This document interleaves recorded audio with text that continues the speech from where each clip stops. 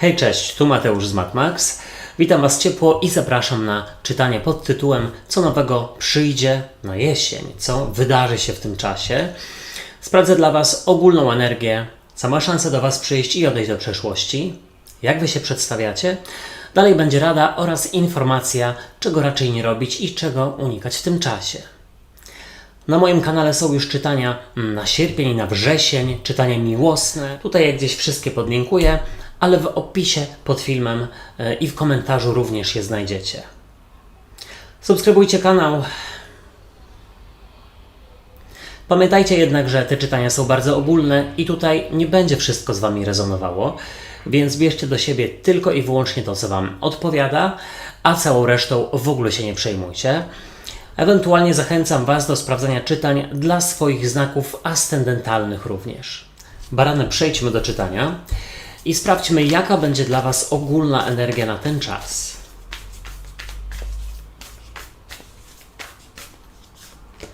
O, pięknie, tutaj jest Król Monet. Sprawdźmy, co do Was przychodzi, co się pojawia lub kto.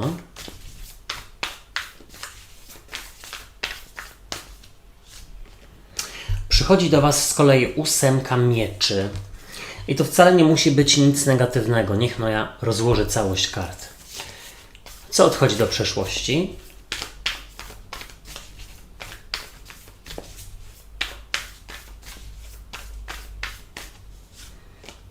Do przeszłości odchodzi z kolei Król Mieczy. No, ciekawe, czy będzie zaraz trzeci. Jak Wy się przedstawiacie?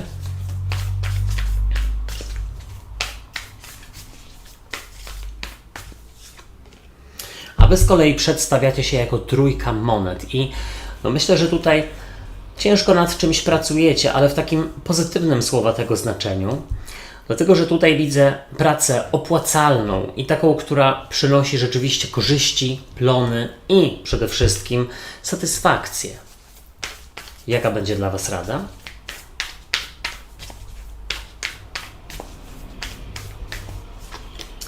W Radzie jest sąd ostateczny. Bardzo lubię tę kartę, zwłaszcza w tej talii. I czego raczej nie robić, czego unikać.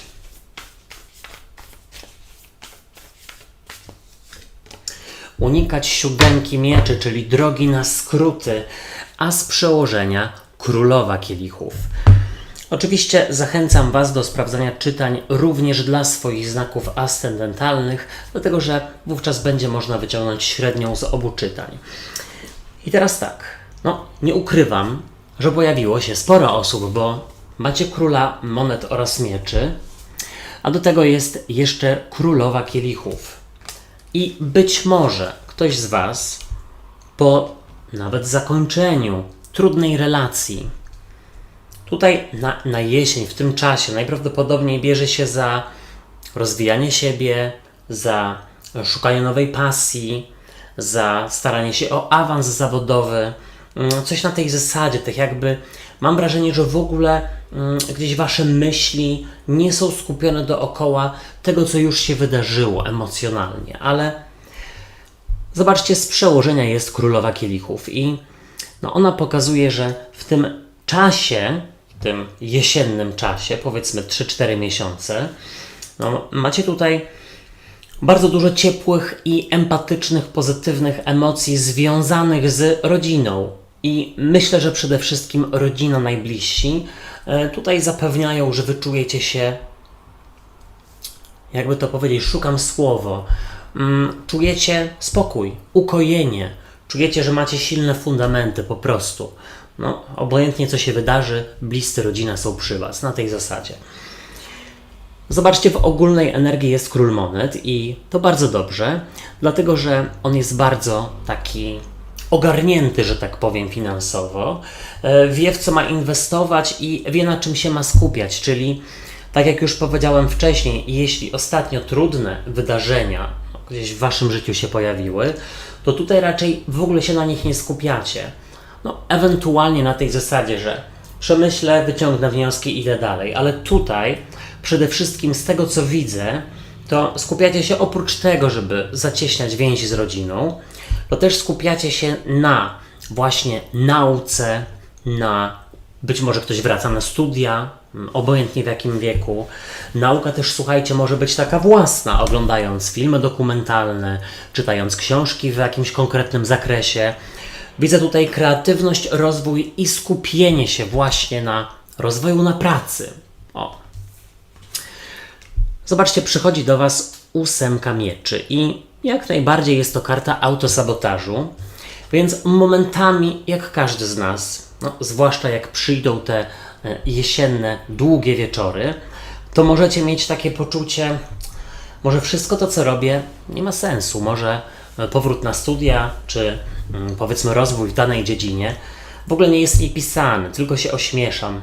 Ale tutaj jest powiedziane, że właśnie w takich sytuacjach jest przy Was rodzina, bliscy i przede wszystkim właśnie na tym się skupiać, na zacieśnianiu więzi. Też widzę, że bardzo dużo Wam nie trzeba. Tutaj naprawdę widzę, że wystarczy dobra książka, dobry film, zawinięcie się w kocyk, pyszna herbata, swoja strefa. Ja na przykład tak bardzo lubię. Zobaczcie, do przeszłości odchodzi Król Mieczy i powiedziałbym, że tutaj odchodzi tak jakby zamykanie się na próbę, czyli najprawdopodobniej, jeżeli zastanawialiście się, czy nie spróbować by jazdy konnej, szydełkowania, nauki haftowania, czy po prostu grania w golfa, to tutaj tak jakby bardziej wybieracie sercem.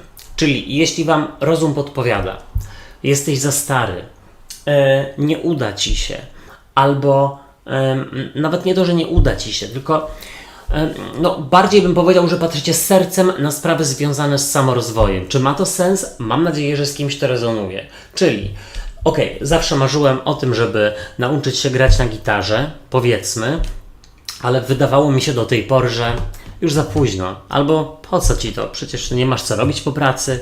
No to teraz nagle stwierdzę, dobra, zawsze chciałem, więc kieruję się sercem, spróbuję. O, coś takiego. Co jeszcze? Bliźnięta waga wodnik. Myślę, że problem związany z taką wyżej wymienioną osobą lub osobami ma odpaść. Nie widać go tutaj. A Wy zobaczcie, pokazujecie się jako trójka monet. Piękna karta, bo ona pokazuje chłopca, który tutaj sobie coś struga, rzeźbi w drewnie. Jest to karta budowania fundamentów.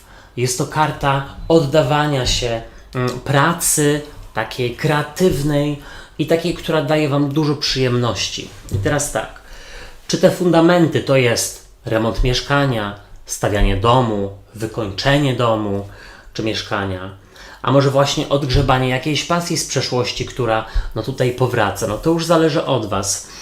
W każdym razie tutaj widzę chęć do rozwoju i pracy i tak naprawdę powoli, w swoim tempie, ciesząc się z procesu. Zobaczcie, w Radzie jest karta sądu ostatecznego. Uwielbiam tę kartę.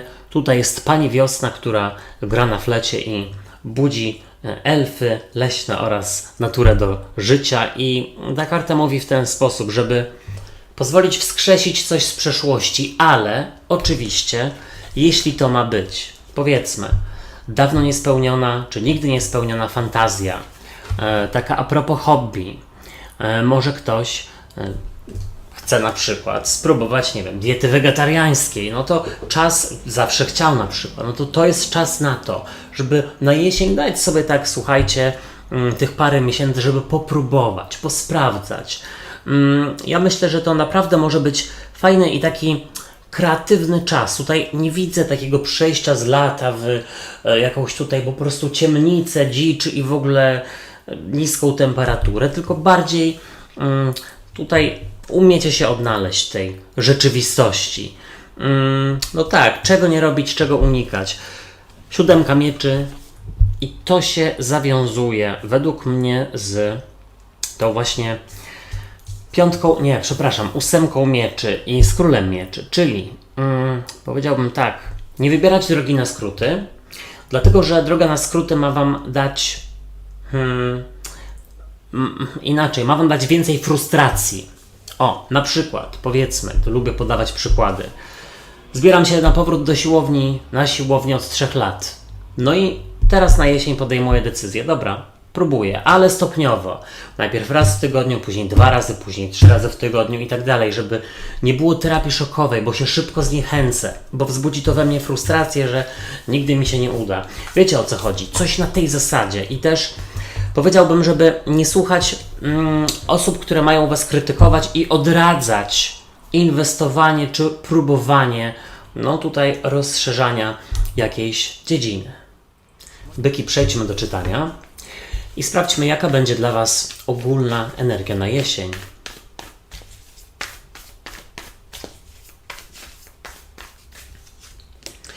Tutaj jest karta Wisielca. No dobrze. Może być poczucie, że jest trochę mniej dynamicznie, aniżeli do tej pory, co nie znaczy źle. Ale wiecie, no zazwyczaj w lecie, na wakacje tutaj więcej się dzieje. Co do was przychodzi, co się pojawia?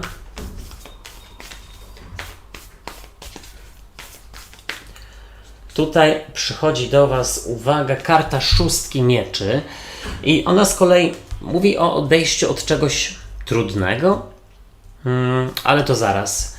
Co odchodzi do przeszłości właśnie?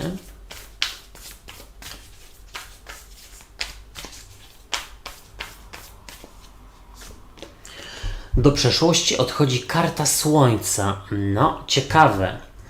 Może to być wyzwaniowe dosyć czytanie, ale pamiętajcie, żeby też sprawdzać czytania dla swoich ascendentów, no bo wiadomo, że tutaj nie będzie wszystko z wami rezonowało.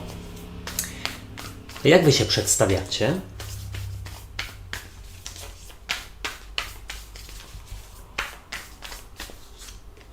A wy przedstawiacie się jako karta umiarkowania i to w sumie bardzo dobrze.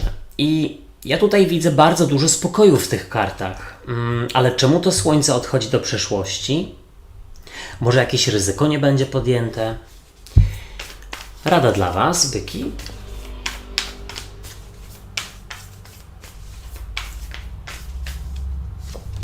W Radzie jest z kolei 9 mieczy, żeby zadbać o sen i się wysypiać, odczepić się też trochę od siebie, bo możecie mieć momentami takie poczucie, że o nie, na jesieni troszeczkę zwolniłem z tempem rozwoju, nauki, życia i tak dalej. I tutaj jest taki krytyk w głowie. Powinieneś robić więcej, starać się bardziej i tak dalej, co jest bezsensowne. Czego nie robić, czego unikać?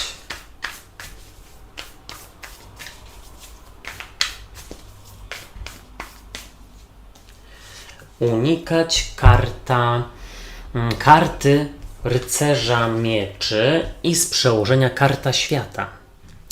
No słuchajcie, parę sprzeczności się pojawiło, ale jest dużo kart związanych z wielkimi arkanami. No bo zobaczcie, macie kartę świata i wisielca. Tutaj też jest słońce oraz umiarkowanie. I powiedziałbym w ten sposób, z jednej strony może się trochę wydawać, że są to sprzeczności, ale ja myślę, że to może być związane z tym, że są gdzieś byki, które już w życiu są nawet trochę ustatkowane, albo ostatnio podjęły takie decyzje, które no właśnie prowadzą do ustatkowania się czy uspokojenia i zaczynają się zastanawiać, czy to na pewno dobrze. O co tutaj chodzi? Chętnie się dowiem, piszcie w komentarzach, ale z przełożenia jest karta świata i jasne, ona może mówić o tym, że jakiś cykl się dokonuje po to, żeby otworzył się kolejny, więc no, niewątpliwie dla was nowy etap tutaj w tym czasie jesiennym. I uwaga, myślę, że część z was ma możliwość wyjazdów do innego miasta czy za granicę zawodowo. Tak gdzieś to widzę. Inna rzecz jest taka, że dosyć, jakby to powiedzieć, no takim zwinnym ruchem przechodzicie z takiego cyklu wakacyjno-szalonego, letniego do spokojniejszej jesieni. Ja myślę, że wcale ten spokój wam tak bardzo nie przeszkadza. Dla części z was oczywiście no jest poczucie, że może powinienem robić więcej, ale ogólnie widzę tutaj takie gibkie przejście i to bardzo dobrze. No może nawet ktoś na jesieni jeszcze wybiera się na urlop. To tutaj widzę i wtedy będzie poza sezonem, można odpocząć z dala od ludzi i no to polecam. Zobaczcie, w ogólnej energii jest karta Wisielca i no jasne, Wisielec mówi o pewnego rodzaju zastoju i no tutaj najprawdopodobniej, no właśnie zwłaszcza dla osób, które nie lubią tłumów, widzę tutaj wyjazd. Wypadałoby się wybrać, nawet nie jakoś bardzo daleko, ale może być jak najbardziej w kraju, w którym mieszkacie, ale no tutaj kogoś czeka urlop. Niewątpliwie widzę, że to ma być bardzo spokojny czas, który będzie obfitował w wiele okazji do rozmyślania i zastanawiania się, ale bardziej na zasadzie podsumowań, aniżeli snucia planów na jakieś wielkie zmiany. Zobaczcie, tutaj przychodzi do Was 6 mieczy i ona tutaj pokazuje rodzinę, czy w ogóle jakieś bliskie osoby, raczej rodzinę, które wyruszają do przodu z jakimś bagażem i no właśnie między innymi dlatego wzięło mi się to, że tutaj raczej nie snujecie planów na przyszłość, bardziej robicie podsumowania takie ostatniego roku, lata, życia i tak dalej. I tutaj myślę, że jak najbardziej pozytywnie z tymi podsumowaniami, bo widzę tutaj takie docenienie siebie i miejsca, w którym jesteście życiowo. No, ta 6 mieczy znowu podkreślę, że sugeruje, że ktoś wybierze się na jesieni na urlop i naprawdę Wam się to przyda, bo właśnie będzie mniej turystów, można bardziej odpocząć, umysł też może odpocząć, a na jesieni widzę w ogóle dużo odpoczynku umysłowego dla Was i no, jeśli będzie to czas intensywny, to macie zrobić tak, żeby był odpoczynek. Słuchajcie, do przeszłości odchodzi karta Słońca. I powiedziałbym tak, że no właśnie w tej talii ona przede wszystkim mówi o tym, że jesteśmy tu i teraz. To jest ten moment, który należy wykorzystać. I no właśnie ja myślę, że zanim zrobicie jakiekolwiek plany na przyszłość, typu na wiosnę zmieniam mieszkanie, pracę, czy po prostu fryzurę, już tutaj tak, wiecie, wymyślam, ale zanim zrobicie takie szersze plany, no to trzeba zgodnie tutaj z cyklem po prostu zmian pór roku czy natury troszeczkę zwolnić i właśnie pokontemplować wieczorami w domu z kubkiem gorącego kakao, czy tam grzanym winem, czy co lubicie, ale pokontemplować, pomyśleć, docenić to, co macie, zobaczyć, czego Wam ewentualnie brakuje, ale braku tutaj nie widzę. Tak bym powiedział.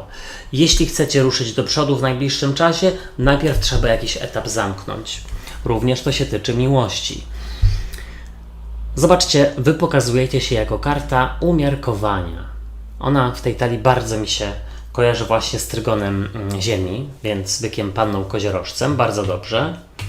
No i ona mówi o spokoju, o balansie w głowie, o tym, że układacie sobie tam rzeczywiście pod kopułą i nawet nie to, że ostatnio coś złego się działo i no jest konieczność tutaj po prostu pozbierania się do kupy, a może tak, więc ten czas temu sprzyja, ale naprawdę widzę, że tutaj następuje takie zwinne przejście z lata w jesień i tak jakby celebrujecie takie jesienne, powiedzmy, no jakieś rytuały, jakieś kadzidła sobie palicie, świece, fajny nastrój wieczorami.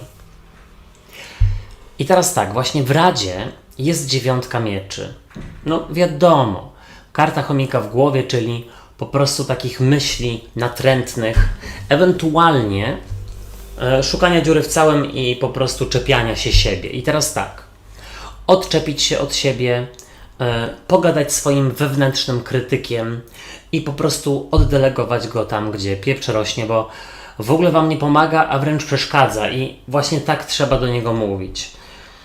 9 mieczy, no tutaj dbać o sen, ale szczerze no nie widzę, żeby tutaj był powód do tego, aby tego snu było mało, no bo ogólnie rzecz biorąc całość jest dosyć spokojna. Powiedziałbym tak, jeśli to ma być spokojniejszy okres w Waszym życiu, czy w roku, to nic. Pozwolić sobie na to, nie szukać dziury w całym, ani po prostu nie wymyślać na siłę jakichś ekstremalnych zadań, bo to jest Wam niepotrzebne. Czego nie robić, czego unikać? Rycerz mieczy i no powiem tak, to jest Bliźnięta, waga, wodnik, ale ja bym powiedział, żeby nie mieć wątpliwości a propos tego trygonu właśnie. Ciekawy jestem, czy z kimś to rezonuje. Ewentualnie nie walczyć za wszelką cenę. Na pewno nie teraz, bo jesień nie widzę, że sprzyja jakimś wielkim zmianom, czy po prostu przeprowadzkom, czy nie wiem, poznawaniu jakiegoś wielkiego grona nowych osób. No tutaj raczej wykorzystać w inny sposób i po prostu pozwolić sobie na to, żeby był to spokojniejszy, taki ustabilizowany czas. I też dla osób, które myślą, czy dobrze wybrały ku stabilizacji ostatnio, no jest powiedziane, że tak. Bliźnięta, przejdźmy do czytania i sprawdźmy, jaka będzie dla Was ogólna energia na ten czas.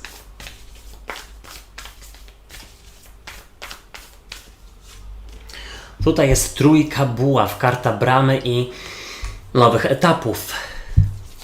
Co do Was przychodzi, co się pojawia?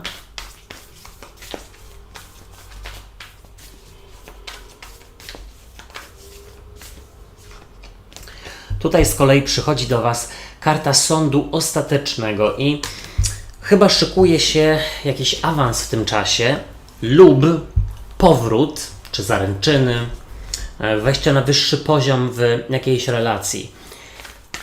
Co odchodzi do przeszłości?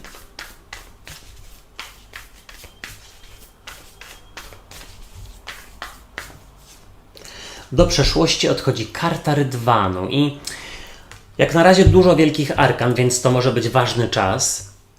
Ale też powiedziałbym, że tutaj ma się wydarzyć coś, co pomoże Wam się zregenerować, odpocząć. I ja myślę, że ktoś może się wybiera na krótki urlop lub do sanatorium w tym czasie jesiennym. Jak Wy się przedstawiacie?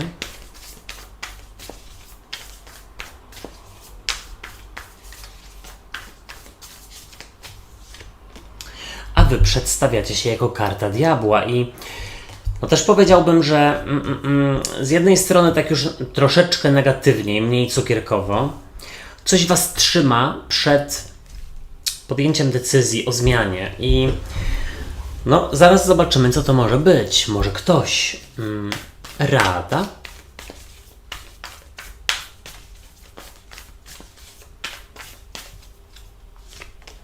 W Radzie jest rycerz monet, żeby zadbać o swoje potrzeby i tak jakby mniej protekcjonalnie podchodzić. I słuchajcie, na przykład jest propozycja zmiany pracy lub miejsca zamieszkania razem z tym związana, na przykład inne miasto, inna praca. I na zasadzie nie, ja już wszystko mam, nic nie potrzebuję, nie chcę ryzykować, po co mi to? No w Radzie jest, żeby trochę to uwolnić, bo okazja może być niezła. Czego nie robić, czego unikać?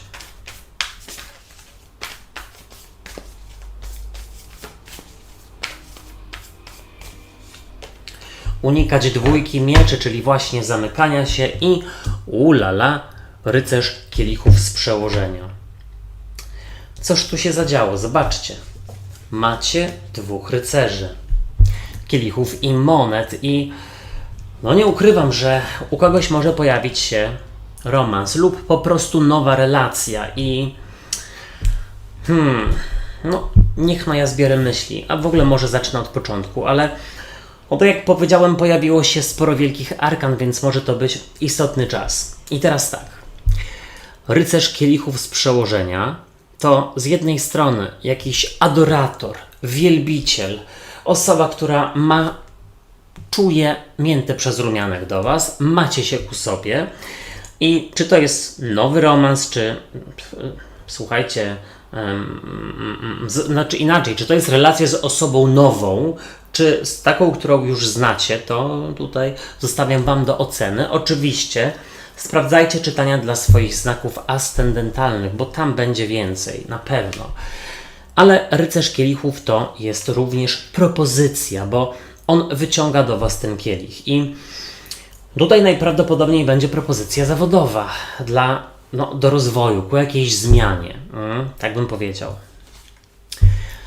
W ogólnej energii macie trójkę buław, właśnie kartę bramy i nowości i powiedziałbym, że ewidentnie ten czas sprzyja zmianom.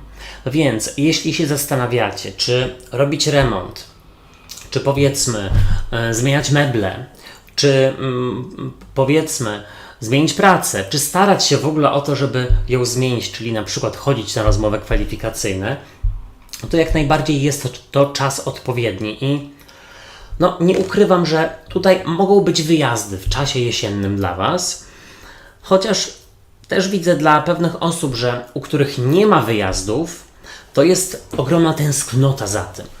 Wy tutaj potrzebujecie mieć jakieś bodźce i po prostu poszerzać swoje horyzonty i no polecam Wam taką samoedukację, powiedzmy, jakieś fajne książki naukowe czy filmy, no to już tak jakby we własnym zakresie.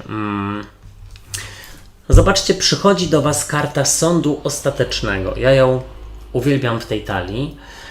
Pokazuje taką panią wiosnę, która gra na flecie i no, budzą się tutaj do życia leśne elfy oraz w ogóle natura. I powiem tak, tutaj jest szansa na awans, jest szansa na rozwój. Jeśli chodzi o relacje, to myślę, że u kogoś będzie propozycja wspólnego zamieszkania, może zaręczyny, czy w ogóle ślub się tutaj szykuje. Ale też bym zasugerował, że jeśli macie relację z kimś z zagranicy, bądź z innego miasta, ja myślę, że ta relacja będzie wracać, słuchajcie. Bo jeszcze tutaj, no widzę, że nie jest koniec, ale po więcej zapraszam na czytania miłosne oraz prywatne.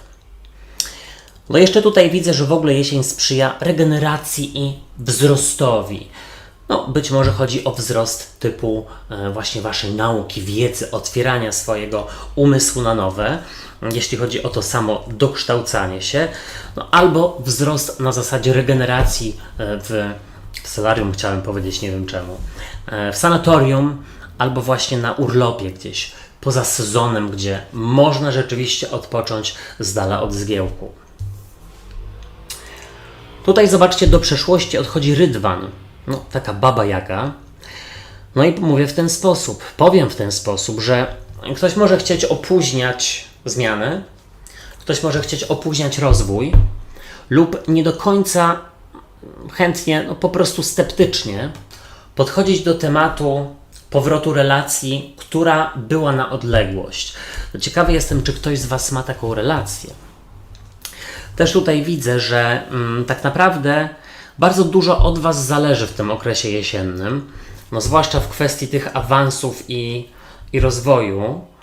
Natomiast powiedzmy taki wewnętrzny krytyk gdzieś Wam nie pozwala właśnie zaryzykować, czy złożyć tych papierów na sanatorium, już znowu chciałem powiedzieć solarium, czy złożyć papierów w jakiejś nowej firmie. Wiecie, o co mi chodzi? No tutaj z tym trzeba popracować, bo tutaj nie widzę zasadności, żeby w ogóle trzeba by było się zamartwiać lub krytykować. Momento. I teraz zobaczcie, Wy przedstawiacie się jako karta diabła. No i diabeł z jednej strony to kusiciel, więc niewątpliwie przede wszystkim bardzo dużo w tym okresie jesiennym spożywacie jakichś pysznego jedzenia, pyszne napoje. Tutaj lubicie sobie upiec placka i na przykład usiąść przy nim przy jesiennym długim wieczorze, czytając książkę, pijąc herbatę. Takie przyjemności bardzo Wam dają dużo ukojenia, takiego skupienia też. Uważajcie, żeby po prostu za daleko z nimi nie pójść. Ale diabeł mógłby Was właśnie też przed zmianami, przed najprawdopodobniej tą przeprowadzką czy zmianą pracy po prostu stopować. I przede wszystkim diabeł to w negatywie to jest taki krytyk, który mówi Ci: nie umiesz, nie potrafisz, nie nauczysz się, jesteś brzydki, brzydka, głupi i tak dalej, głupia. To jest czas na to, aby sobie z nim wreszcie poradzić. I jeszcze inna rzecz. Powrót do relacji, która była na odległość, ma niewątpliwie przysporzyć Wam niczego nowego. Czyli nadal będzie to uwiązujące, więc to chyba nie jest najlepszy pomysł. W razie jest dla Was rycerz monet, który przedstawia kogoś z trygonu ziemi, czyli byka, panny lub koziorożca. Nie wiem, czemu macie ten trygon w racie, to Wy mi powiedzcie. Ale tak, tutaj najprawdopodobniej wypadałoby spróbować i przyjąć jakąś propozycję, no lub w ogóle ponegocjować coś sobie, ale nie na tej zasadzie, że negocjuję powiedzmy zaręczyny, tylko bardziej negocjuję warunki umowy, tak żeby wam było lepiej. No chyba, że tutaj rzeczywiście negocjujecie jakąś intercyzę, ale rycerz monet, rób tak, żeby tobie było dobrze, żeby tobie było wygodnie, żeby tobie było spokojnie. Jeśli masz tutaj, powiedzmy, wziąć dodatkowy urlop, żeby się zregenerować, ułożyć sobie pewne rzeczy w głowie, no to jak najbardziej rób to. Tyle. Czego nie robić, czego unikać? I tutaj jest właśnie karta dwójki mieczy. I no zobaczcie, ona pokazuje piękną anielicę z złotymi skrzydłami, ale ma skrzyżowane na piersiach dwa miecze.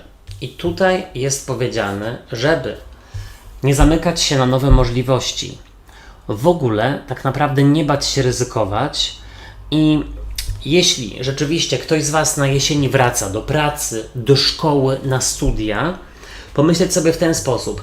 Po prostu nowy etap. Biorę na siebie wszystkie doświadczenia, które przyjdą z tym nowym etapem i będę umiała się z nich cieszyć i po prostu nauczyć się jak najwięcej. Tutaj też widzę, żeby podejmować decyzje z Waszymi najbliższymi a propos tego, żeby razem zamieszkać, czy razem zainwestować pieniądze. Ciekawe, czy z kimś to rezonuje. Raki, przejdźmy do czytania i sprawdźmy, jaka będzie dla Was ogólna energia na ten czas.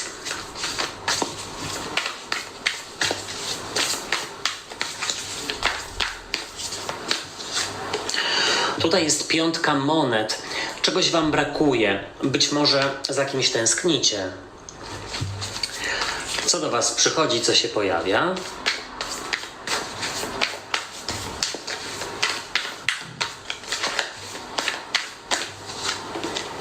Przychodzi do Was dziewiątka mieczy i to jest, słuchajcie, karta związana z szukaniem dziury w całym i na razie dosyć wyzwaniowo to się pokazuje. Co odchodzi do przyszłości? Wybaczcie tutaj za dźwięki za oknem, te motocykle, nie motocykle, ale no cóż, ode mnie to nie zależy. Do przyszłości odchodzi dziewiątka buław, czyli koniec jakiejś blokady.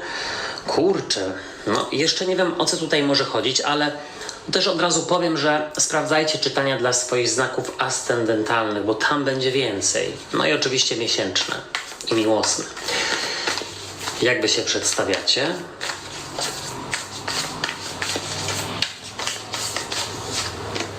A wy przedstawiacie się jako karta wieży.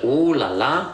Słuchajcie, poważne czytanie i myślę, że widzę tutaj nieoczekiwane zmiany i bardzo ryzykowne decyzje, ale słuchajcie, to jest dla waszego dobra. Tutaj mogą być wątpliwości. Tutaj może być takie poczucie, że nie jestem pewien, czy dobrze wybrałem. Na przykład z kimś się rozstając, bądź skądś odchodząc, na przykład z miejsca pracy, ale tutaj widzę, że ma wam to służyć, ale spokojnie, zaraz jeszcze będzie inny przekaz. Niech to tylko rozłoży całość.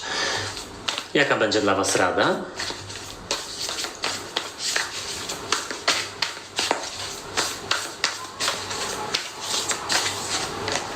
W Radzie jest rycerz buław. Rycerz buław to przedstawiciel trygonu ognia, czyli baran, lew, strzelec i czego nie robić, czego unikać.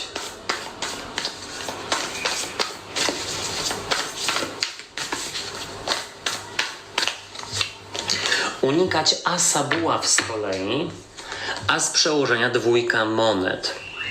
Tutaj jest, słuchajcie, dużo buław.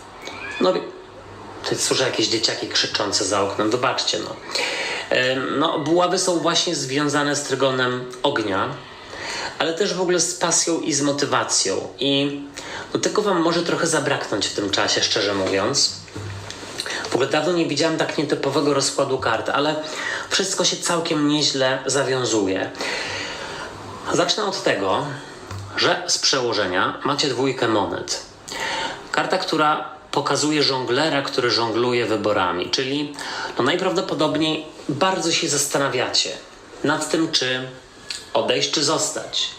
Czy zmienić, czy zostać tam, gdzie jestem. Wybaczcie, no te dźwięki to jest potwierdzenie, że będzie to szczególny dla was czas. No, na pewno. Co ja tam mówiłem? No tak, że 2 monet, żongluję wyborami, zastanawiam się, odejść czy zostać, angażować się czy się nie angażować i w ogóle widzę, że tutaj w tym czasie należy za wszelką cenę łapać balans, bo będzie się działo, będzie dużo nieoczekiwanych zwrotów akcji, trzeba będzie być bardzo elastyczną i pamiętajcie, żeby każdy wolny moment wykorzystywać na to, co daje wam radość, przyjemność, ukojenie. Takie, wiecie, że na przykład wchodzę z pracy zmęczony i widzę, nie wiem, swojego kota, swojego psa, czy partnera, partnerkę, rodzinę, albo swoją książkę ulubioną, czy fotel i siadam w tym fotelu, czytam książkę, jem sernik, który sobie upiekłem, czy tam kupiłem. I wiecie, i to mi daje, powiedzmy, ukojenie od tego świata zewnętrznego, od bodźców i tak dalej. No w każdej wolnej chwili należy się wyciszać, no i po prostu o siebie dbać. Zobaczcie, w ogólnej energii jest dla was 5 monet. Karta tęsknoty. Ta karta pokazuje, że czegoś wam brakuje i szczerze mówiąc, to można też jako dobrą, że tak powiem, wróżbę, jako dobrą informację przeczytać, dlatego że jeśli zidentyfikujecie to, czego wam brakuje, to, czego wam potrzeba, to trochę łatwiej będzie się ogarnąć w rzeczywistości. No powiedzmy, wieczory coraz dłuższe i zimniejsze, ja się czuję samotnie i nieszczęśliwie, no to co mam zrobić? No może zacząć wychodzić więcej do ludzi i poznawać nowych osób, te portale randkowe i tak dalej, ale no tutaj widzę, że nawet jeśli decyzja będzie podjęta o zmianie jakiejś takiej konkretnej, no to będzie trochę takie poczucie żalu, czy na pewno dobrze zrobiłam. No tym bardziej, że zobaczcie, przychodzi do was 9 mieczy i 9 mieczy to jest chomik w głowie, to jest po prostu taki natłok myśli, czyli nie możecie się skupić. Czyli jest szukanie dziury w całym, właśnie rozważanie, czy to powinienem zrobić, czy w ogóle to zostawić, może w przyszłym roku, może za tydzień, może za miesiąc. Słuchajcie, zdejmijcie z siebie ten ciężar właśnie natłoku myśli, czepiania się siebie i krytykowania, bo no, tutaj widzę, że życie już może być wystarczająco wymagające, że naprawdę no, trzeba gdzieś tutaj się z troską do siebie odnosić i no, starać się siebie ukajać, nagradzać też. No widzę, że wypadałoby się otaczać odpowiednimi osobami, które mają was ciągnąć w górę, a nie w dół. Słuchajcie, jeśli chodzi o to wyciszanie i ukajanie, ukojenie, to tak tutaj czuję aromaterapię. Być może komuś rzeczywiście to pomoże. No, ja na przykład lubię. Zobaczcie, do przeszłości z kolei odchodzi 9 buław. I 9 buław to jest taka blokada. I z tą blokadą, to mi się wydaje, no, że tutaj naprawdę jesteście w stanie postąpić bardzo ryzykownie i tak wbrew swoim dotychczasowym, może troszeczkę konserwatywnym poglądom, stwierdzeniom. Czyli tutaj typowo widzę przekaz na zasadzie rzucam wszystko, jadę w Bieszczady. Raki, być może ktoś z was podejmie taką decyzję, ale no tutaj widzę, że macie dużo odwagi, bardzo dużo odwagi do tego, aby po prostu zmieniać, no i tyle, no. Zobaczcie, wy przedstawiacie się jako karta wieży, bardzo mocna, bardzo silna karta i no ona mówi o tym, że czasami rzeczywiście trzeba zrównać coś z ziemią, żeby zacząć od początku, żeby w ogóle przeredagować, czy to, co robię w życiu, jest tym, co daje mi zadowolenie i satysfakcję. I na przykład tutaj widzę dodatkowy urlop, wycofanie się, czy powiedzmy jakieś zwolnienie i na przykład lekarskie i pomyślenie przez ten tydzień, 2, czy ja chcę robić tę pracę, czy ja chcę mieszkać tu, gdzie jestem, tu, gdzie mieszkam. Tutaj też jest powiedziane, że Jeśli chodzi o zmiany i rozstania, to być może na początku będzie trudno. Zwłaszcza jak już się jest w takim, powiedzmy w takiej karuzeli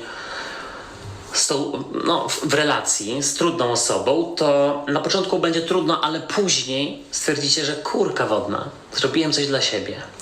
No i oczywiście, żeby nie było, widzę tutaj klasyczny przykład, że ktoś na jesień chce wrócić do fitnessu, do siłowni, do ćwiczeń i uważajcie na to, bo widzę, że komuś grożą kontuzje. Dlaczego?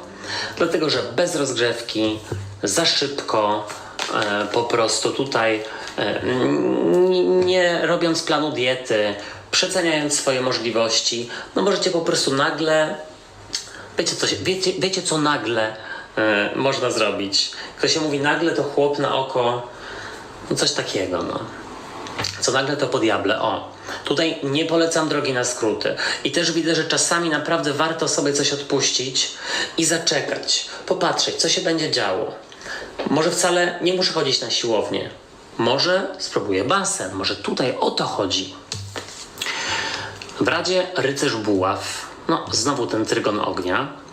Ale ta karta mówi w ten sposób, żeby szybko podejmować decyzje, ryzykować, walczyć. I teraz tak, jeśli chodzi o związki i relacje z trudnymi osobami, to tutaj jest powiedziane, że wy się macie wycofać. Ciekawy jestem, czy z kimś to rezonuje, ale naprawdę sprawdźcie czytania dla swoich ascendentów. Ja na przykład jestem bykiem, a ascendent mam w baranie. Tutaj też jest powiedziane, żeby trzymać z osobą z trygonu ognia właśnie. Czego nie robić, czego unikać? As buław. I słuchajcie, jeszcze mi jedna myśl przyszła do głowy. Nie romansować. Jesień to niedobry czas na romanse, zwłaszcza jeśli już jesteście w związkach. Ewentualnie dla osób, które spotykają się z kimś, kto teoretycznie już się z kimś rozstał, albo ma tylko kontakt z dziećmi, a z żoną czy z mężem byłem, to już nic, to tutaj trzeba się zastanowić, bo najprawdopodobniej wcale nie jest, jak ta osoba mówi, i trzeba się wycofać i to poobserwować. Lwy, przejdźmy do czytania i sprawdźmy, jaka będzie dla Was ogólna energia na jesień.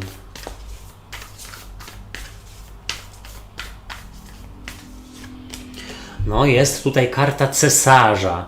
Można się rozsiąść na tronie. Zaznać spokoju. Co do Was przychodzi, co się pojawia?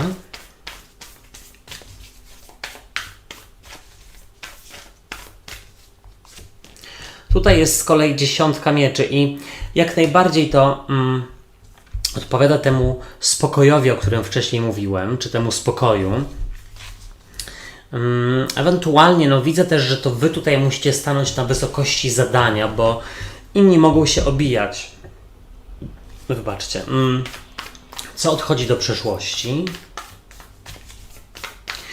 Kto się może obijać? Na przykład współpracownicy. Albo wasza ekipa remontowa.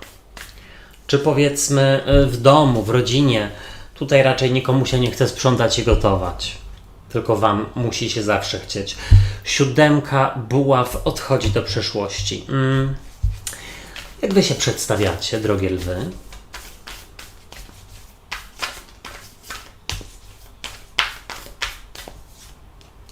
A wy przedstawiacie się z kolei jako rycerz mieczy i powiem wam, że nawet na razie podoba mi się to, co tutaj widzę.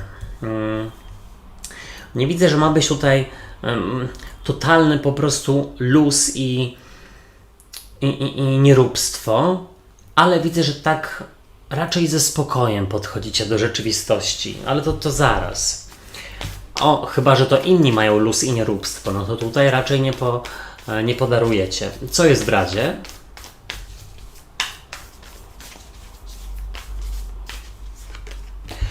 W Radzie jest karta Słońca, która bardzo kojarzy mi się z lwami. I oczywiście przedstawia wasz trygon, czyli barana, lwa oraz strzelca. Czego nie robić, czego raczej unikać?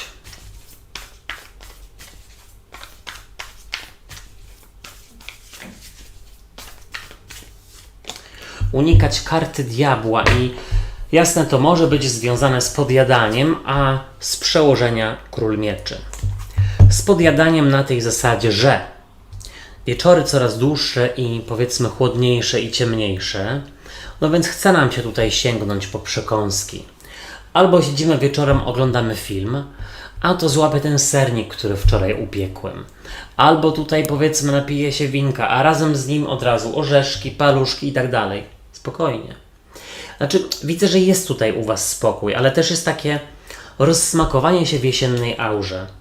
Ja widzę, że lwy tutaj umieją się odnaleźć tak naprawdę w każdych warunkach. Zobaczcie, z przełożenia jest król mieczy i król mieczy jak najbardziej pokazuje kogoś z trygonu powietrza, czyli bliźnięta, wagę lub wodnika. Ewentualnie jest to ktoś, kto ma się zajmować Waszymi dokumentami, rozliczeniami. Jakiś przełożony, powiedzmy na przykład Waszej ekipy remontowej, i tutaj tak naprawdę możecie rzeczywiście tej osobie zaufać i trochę się wycofać lub odpocząć, po prostu. No, król mieczy w ogóle mówi, że tutaj ta jesień jest czasem takiej kontemplacji, rozmyślań, układania sobie w głowie, ale to, no tutaj widzę, że lwy mają taki jasny umysł i myślę, że to bardzo ważne. W ogólnej energii jest z kolei cesarz, no i cesarz właśnie tutaj rozsiadł się na swoim tronie i dowodzi, rządzi, ale powiedzmy sam nie musi tyle robić, dlatego że ma od tego ludzi. No i jak najbardziej, tutaj widzę, że możecie swoje zdolności przywódcze rozwijać w tym czasie, czy to właśnie jeśli chodzi o współpracowników, czy osoby, z którymi się opiekujecie, na przykład jeśli pracujecie z dziećmi, czy z innymi, na przykład w szkole czy na uczelni. Tutaj też widzę, że możecie rozsiąść się na swoim tronie i pomyśleć, kurka wodna, na razie mi się udaje osiągnąć wszystko to, co sobie zamierzyłem i teraz po takim powiedzmy czasie letnim, wakacyjnym, troszeczkę bardziej intensywnym, mogę teraz odpocząć i skupić się na czym? Na sobie? Zobaczcie, tutaj przychodzi do Was 10 mieczy. Tutaj przedstawię takiego smoka. Myślę, że to jest szkielet smoka, ale tutaj powiedziałbym, że patrząc na całość jest to odpoczynek i regeneracja na poziomie umysłowym. I też właśnie takie poczucie, że kurczę, trochę jakby spada mi ciśnienie. Spada mi ciśnienie, tak jakby ulatuje mi powietrze, ale nie na takiej zasadzie, że nie mam siły, tylko bardziej, że widzę siebie już jako osobę taką bardziej dojrzałą, stonowaną powiedzmy.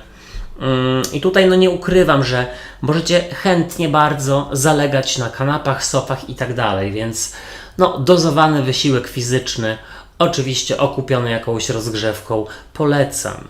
I masaże powiedzmy, aromaterapia dla rozluźnienia. Co odchodzi do przeszłości, jest to 7 buław i tutaj jest pokazana postać w skórze, w futrze niedźwiedzia, która dzierży 2 drzewa, pnie. I o co tutaj chodzi? Myślę, że stwierdzicie, że nie ma sensu się kopać z koniem. Dużo rzeczy jesteście w stanie sobie i innym odpuścić w tym czasie jesiennym. I też w ogóle bardzo chętnie wchodzicie w taki tryb jesienny. Tutaj sobie robicie jakieś dekoracje, słuchajcie, z jakiejś jarzębiny czy z liści. Robicie sobie, świece, kadzidła, taki pełen, oglądacie jakieś horrory czy filmy jesienne, powiedzmy, w cudzysłowie wieczorami. Czy czytacie książkę, jakieś kryminały. Taki bardzo w pełni jesienny klimat. Tutaj tym żyjecie, 100% tego.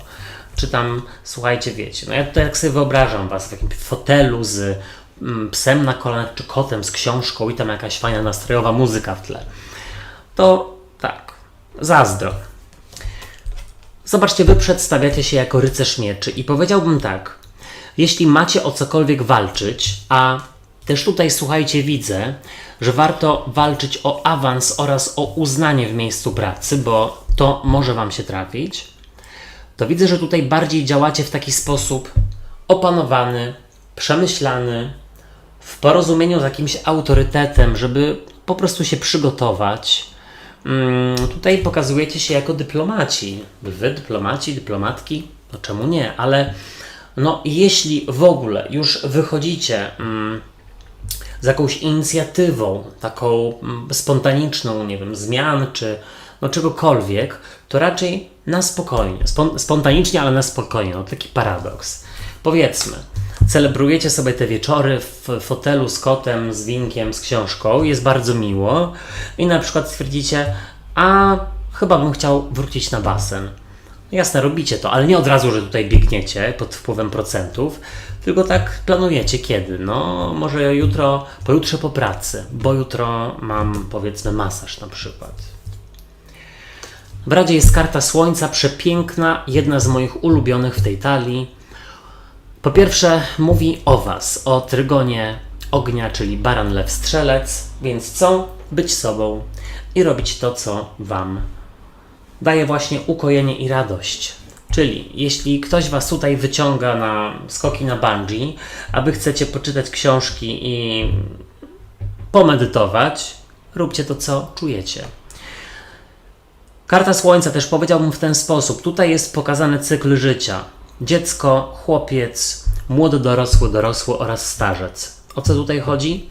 Celebruj każdy moment. Żyj chwilą. Jesteś tu i teraz. Nie wiemy, co będzie jutro. Nie wiemy, czy w ogóle będzie jutro. No więc tutaj wypadałoby wykorzystać ten czas, w którym jesteśmy teraz, tu i teraz, na cieszeniu się małymi przyjemnościami, umiejętnością doceniania tego, co osiągnęliśmy, czy chcemy, czy umiemy osiągnąć, czy osiągamy. Wiecie, o co mi chodzi. Celebrować życie. Czego nie robić, czego unikać? Karta diabła. No i właśnie, powiedziałbym tak. No ten diabeł to kusiciel. Tutaj w kajdanach ma, słuchajcie, takie elfy leśne i powiedziałbym tak. No to może być zaleganie na kanapie, na sofie i po prostu sięganie po jakieś takie snaki, po przekąski. Może rzeczywiście brak ruchu. No dozowany, tak jak już wcześniej powiedziałem, ruch ma być dla zdrowia, ale unikać, słuchajcie, wpadania w takie nawyki żywieniowe z przeszłości, czyli tutaj słodycze co wieczór, albo już coraz zimniej jest, to coraz bardziej mi się chce jeść, więc sięgam po jakieś bardziej kaloryczne jedzenie, czy po jakieś inne używki, więcej kawy, deserów i tak dalej. Na tym trzeba by było trochę zapanować, bo widzę, że szybko możecie się w taki wir wciągnąć. Panny, przejdźmy do czytania i sprawdźmy, jaka będzie dla Was ogólna energia na ten czas. Co przyniesie jesień?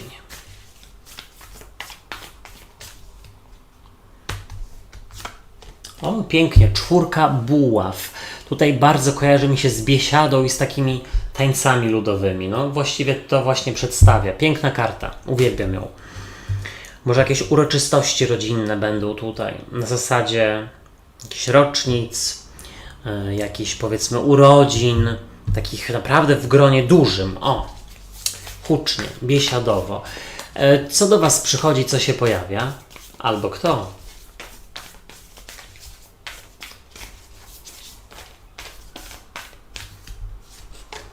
O, pięknie, słuchajcie, przychodzi 3 kielichów. No, jak na razie chyba najpiękniejsze czytanie z tych jesiennych, ale spokojnie. Niech no ja rozłożę resztę kart. Co odchodzi do przeszłości?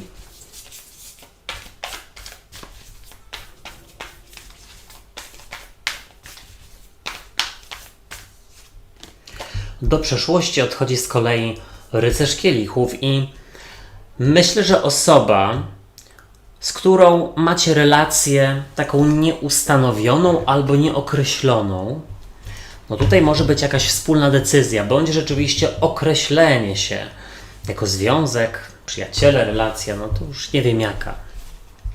W razie czego sprawdzajcie czytania dla swoich znaków ascendentalnych, koniecznie, bo tam będzie więcej.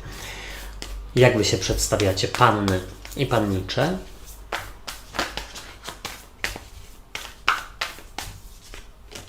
No pięknie, słuchajcie, Wy przedstawiacie się jako 10 kielichów. Kolejna cudowna karta i ja Wam to od razu pokażę. Zobaczcie. 10 kielichów, trójka kielichów oraz czwórka buław.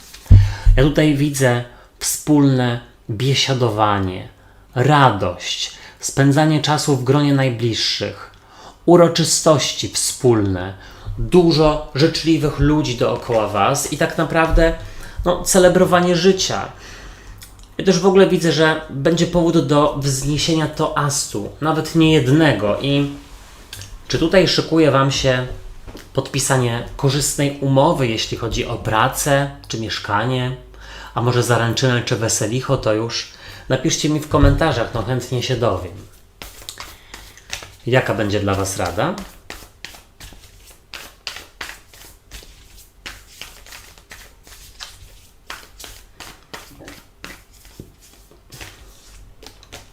W Radzie jest karta cesarza i cesarz to jest baran, lew, strzelec. Bardziej mi się kojarzy z baranem, ale czego nie robić, czego raczej unikać?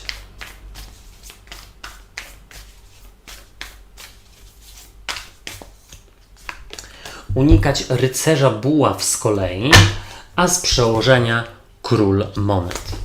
Piękne czytanie, naprawdę. Dużo kielichów, więc będzie to emocjonalny i emocjonujący czas. Macie tutaj rycerza buław oraz rycerza kielichów. Jeśli się zastanawiacie, kogo wybrać, to ma to być osoba czuła i empatyczna. Ewentualnie ktoś może z trygonu wody, ale właściwie zacznijmy od początku. Z przełożenia król monet. Król monet to jest byk, panna, koziorożec, przedstawiciel trygonu ziemi, więc wasz trygon. Jesteście w swoim sosie. On zwiastuje, że może to być kreatywny czas, pełen możliwości do awansu, do starania się o podwyżki. Tutaj macie zielone światło w rozmowach o pieniądzach. Tutaj ma się zadziać coś na waszą korzyść, coś, co sprawi, że będzie wam się żyć bardziej komfortowo. Tak bym powiedział. Tutaj też uważam, że dla osób, które pracują czy uczą się, macie jakiegoś mentora. Osobę, która będzie was bardzo inspirować i popychać do rozwoju. I myślę, że na tym wypadałoby się skupić. W każdym razie widzę, że tutaj bardzo dużo takiego poczucia uziemienia daje wam powrót do korzeni i jak najwięcej czasu tutaj czuję, że spędzacie z rodziną, z najbliższymi. Zobaczcie, w ogólnej energii jest przepiękna, przecudna czwórka buław. Tutaj pokazuje parę, która tańczy jakiegoś krakowiaka, kujawiaka czy innego tańca, czy innego mazowszaka. Nawet nie wiem, czy jest taki taniec, ale zobaczcie, to jest karta radowania się. To jest karta związana z też podpisaniem jakiejś umowy i z poczuciem, że teraz już mam coś przypieczętowane i mogę się tylko cieszyć, bo jestem w komfortowej sytuacji, więc tutaj mam wrażenie, że świetny czas, zwłaszcza dla osób, które mają podpisywać umowy a propos mieszkania, wynajmu, pracy. Te zaręczyny i śluby to już wcześniej mówiłem, ale niewątpliwie jest to bardzo, oprócz tego, że towarzyski, bardzo radosny czas. Jesień bardzo radosnym czasem. I zobaczcie, przychodzi do was trójka kielichów.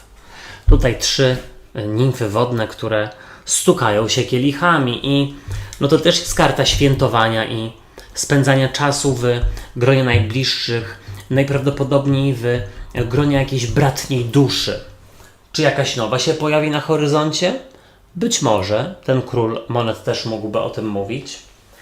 Ale przede wszystkim jest powód do świętowania. I ja widzę, że jesienne wieczory, które są dłuższe, może chłodniejsze, ciemniejsze, nie spędzacie na jakimś dołowaniu się w domu i zajadaniu słodyczami, tylko bardziej na wyjściach, spotkaniach, na robieniu wspólnych rzeczy.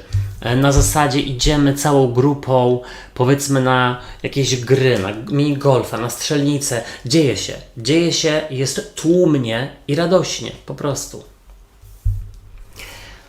Zobaczcie, do przeszłości odchodzi rycerz kielichów i on mógłby być właśnie osobą, która nie określa waszej relacji.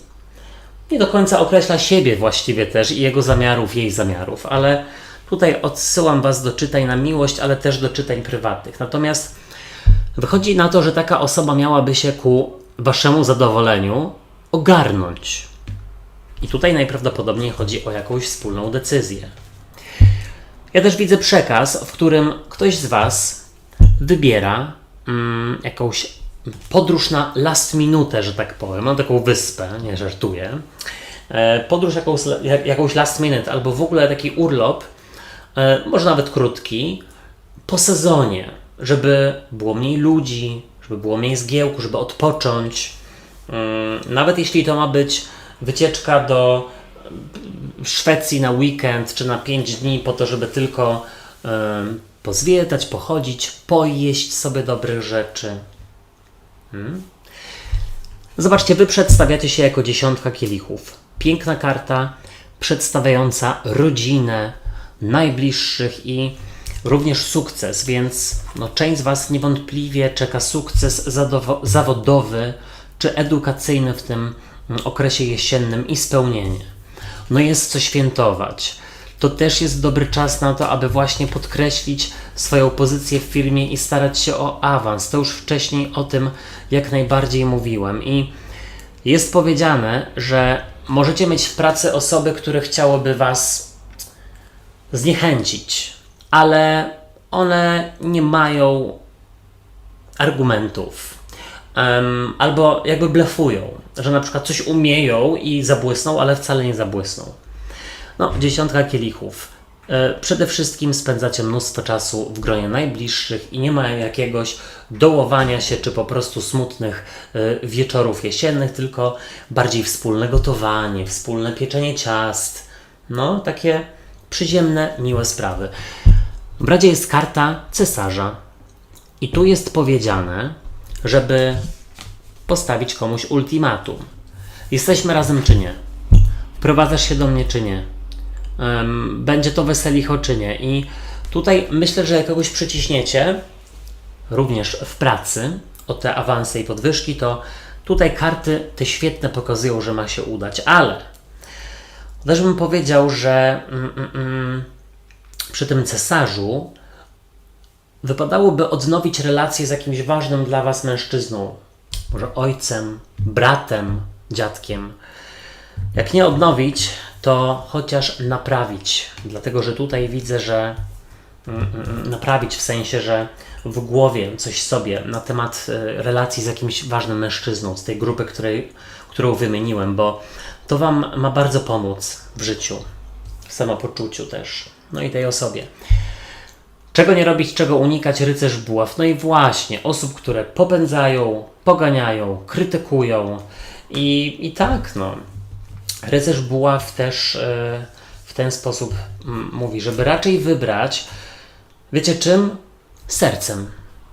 Wybrać sercem, a nie impulsem, albo ewentualnie jakoś bardzo rozumowo się milion lat zastanawiać, czy podpisywać tę umowę, czy zmieniać, czy się przeprowadzać i tak dalej. Zadziałać sercem. Serce ma was doprowadzić do sukcesu i spełnienia. Uwagi, przejdźmy do czytania i sprawdźmy, jaka będzie dla was ogólna energia na jesień.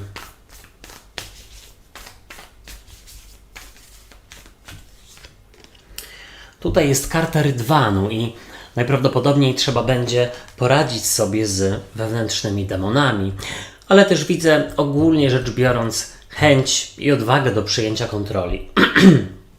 Wybaczcie, co do was przychodzi, co się pojawia?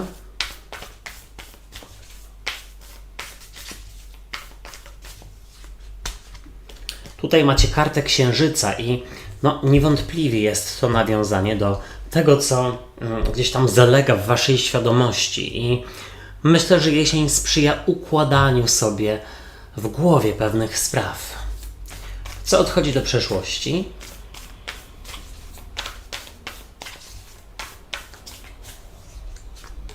Do przeszłości odchodzi z kolei paź monet. No dobra, wagi, jak wy się przedstawiacie w tym okresie jesiennym, powiedzmy tam 3-4 miesiące?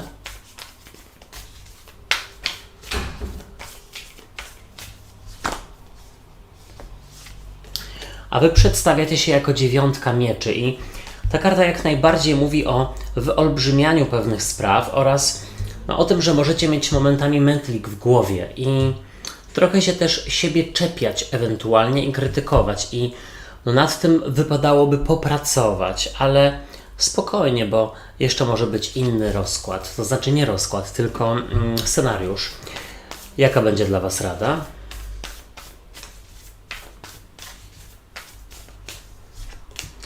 W Radzie jest karta głupca, karta zerowa w wielkich arkanach, więc wypadałoby rozpocząć od zera albo pozwolić komuś wyruszyć w podróż życia i to jest zwłaszcza do osób, które chciałyby trzymać przy sobie dzieci, wnuki, kogoś wypadałoby uwolnić i pozwolić tej osobie wyjechać, być może na studia, do pracy.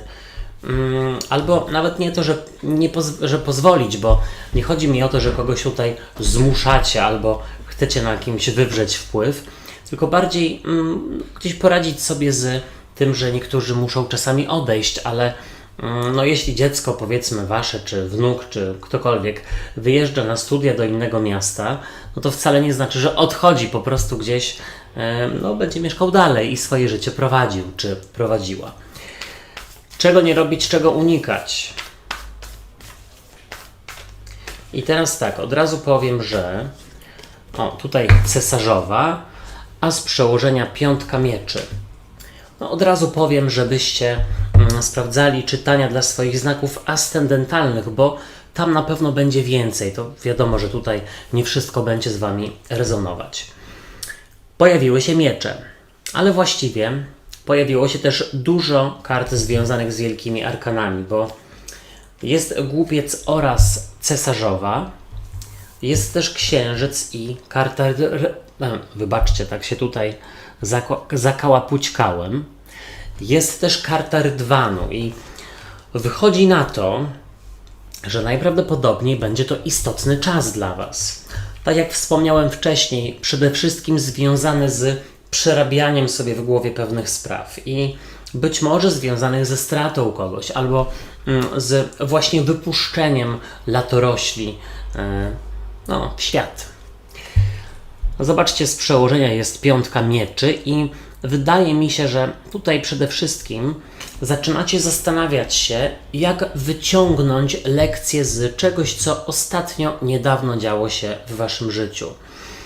Nie będę wnikał, oczywiście chętnie dowiem się, więc piszcie w komentarzach, ale powiedziałbym, że jest to czas przerobienia sobie tego. Tutaj też widzę, że może wrócić relacja z osobami, z którymi dawno nie było kontaktu i myślę, że to może być jak skorpion ryby, czyli ktoś z trygonu wody. Zobaczcie, w ogólnej energii macie kartę rydwanu i ona pokazuje tutaj babę Jagę, która gdzieś próbuje sprawować pieczę nad 2 ptakami, nad sową i krukiem. Mądre zwierzęta, mądre ptaki. I tutaj powiedziałbym w ten sposób, jest to czas, żeby przejąć kontrolę, poukładać sobie w głowie i nie pozwolić też tak naprawdę osobom trzecim na to, aby wprowadzały chaos do waszego życia. Zwłaszcza jeśli te osoby gdzieś dawno nie były słyszane lub niewidziane. Tutaj mogą być powroty, nie ukrywam. Też widzę, że dla części z was jest to czas poradzenia sobie z wewnętrznymi takimi demonami albo z różnymi siłami, które wami gdzieś tutaj rządzą. Oczywiście może tutaj chodzić o skrajne emocje i nad tym wypadałoby pracować. Jest sposobność, wieczory coraz dłuższe i coraz mniej chce się wychodzić, więc można popracować nad głową. Zobaczcie, przychodzi do was karta księżyca i bardzo ją lubię w tej talii, nie tylko ze względu na to, jaka jest piękna wizualnie, ale też ze względu na jej znaczenie, bo Ona mówi po pierwsze, że wypadałoby ufać swojej intuicji, że wy wiecie, co macie robić i kogo do swojego życia wpuszczać, a właściwie nie wpuszczać. I tak naprawdę nie szukajcie potwierdzenia na zewnątrz, dlatego że gdzieś tutaj wypadałoby sobie zaufać. Kolejna rzecz jest taka, że jest coś ukrytego w waszej świadomości, do którego należałoby się gdzieś dogrzebać i tak naprawdę trochę nad tym popracować. Oczywiście, wiadomo, że nie każdy ma taką samą sytuację, ale może z kimś to będzie rezonowało. Oczywiście, jako że karta Księżyca mówi o czymś ukrytym, to niewątpliwie może tutaj być powrót relacji bądź kontaktu z kimś, z kim dawno go nie było. Natomiast to już tutaj pewnie o tym wcześniej mówiłem. Tutaj zobaczcie, do przeszłości odchodzi paź monet i paź monet może być studentem, uczniem, osobą młodszą, niedoświadczoną, która właśnie jest wypuszczana gdzieś w świat i być może gdzieś jest babcia, mama, ojciec, tata, dziadek, którzy się po prostu zamartwiają tym, że utracą kontakt, ale słuchajcie, absolutnie nie utracicie. Tutaj też, słuchajcie, to jak najbardziej zależy od was, ale tutaj jest powiedziane, że czasami trzeba wypuścić coś, co się kocha, kogoś, kogo się kocha, żeby rzeczywiście ta osoba mogła się spełniać, żeby mogła żyć, a nie tak naprawdę słuchajcie, gdzieś wegetować, natomiast żyć swoim życiem.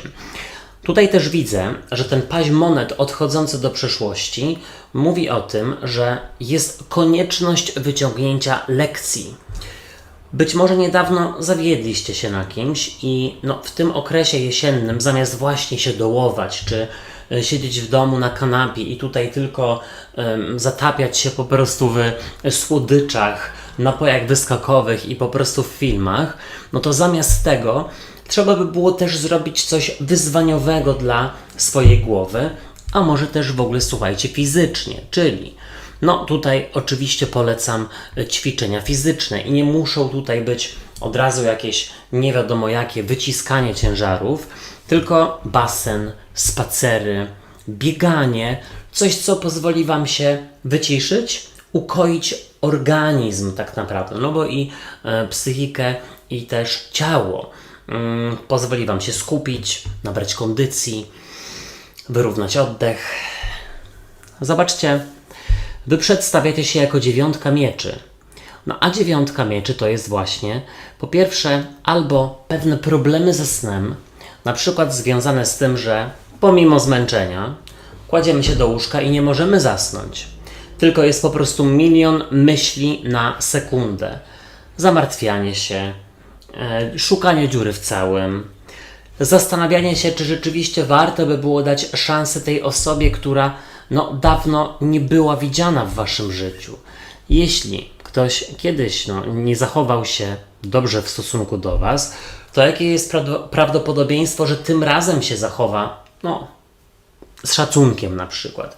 Tu widzę, że ktoś chce zaprowadzić, ktoś może zaprowadzić chaos w waszym życiu i tutaj tak naprawdę widzę, że wypadałoby przejrzeć na oczy i takiej osoby do swojego życia nie wpuszczać, nie pozwalać komuś rzeczywiście na to.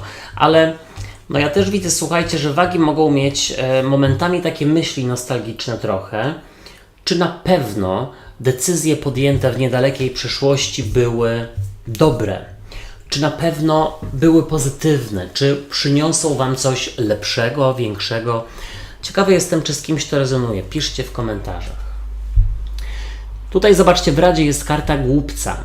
Karta zerowa w Wielkich Arkanach. I tak, patrząc na cały rozkład, powiedziałbym w ten sposób.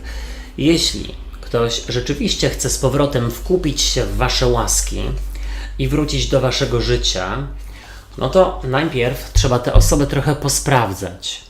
Zobaczyć, czy rzeczywiście się zmieniła, czy rzeczywiście to, co mówi, idzie w parze z czynami. Karta Głupca też powiedziałaby w ten sposób, żeby w tym okresie jesiennym znaleźć sobie nowe hobby. Być może jest ono związane właśnie z jakimś fitnessem, z ruszaniem się i z uprawianiem sportu, co z odpowiednią dietą może naprawdę przynieść niezłe rezultaty dla ciała i umysłu. Głupiec mówi też w ten sposób i w ogóle patrząc na cały rozkład, że przyda Wam się krótki wyjazd na jesieni. Czy sanatorium, czy po prostu jakieś mini wakacje, z dala od zgiełku, bodźców, turystów, już tak poza sezonem trochę. Czego nie robić, czego unikać, jest to karta cesarzowej i ona w negatywie mogłaby być taką bardzo protekcjonalną kobietą, matką, teściową. I tu jest właśnie powiedziane, żeby kogoś nie trzymać przy sobie, żeby komuś pozwolić się rozwijać, żeby tak naprawdę, już zwłaszcza to jest właśnie dla osób, które miałyby trudności z wypuszczeniem dzieci w świat, do szkoły czy do pracy, do innego miasta na przykład. Tutaj jest powiedziane, żeby nie być taką osobą, taką właśnie zamkniętą, dlatego że to jeszcze może pogorszyć Wasze kontakty. Cesarzowa mówi w ten sposób, żeby nie szukać potwierdzenia na zewnątrz albo uznania na zewnątrz. Tu jest powiedziane, że trzeba dawać sobie nieustannie dużo miłości, zrozumienia i pracować ze swoim wewnętrznym krytykiem. Skorpiony, przejdźmy do czytania i sprawdźmy, jaka będzie dla Was ogólna energia na jesień.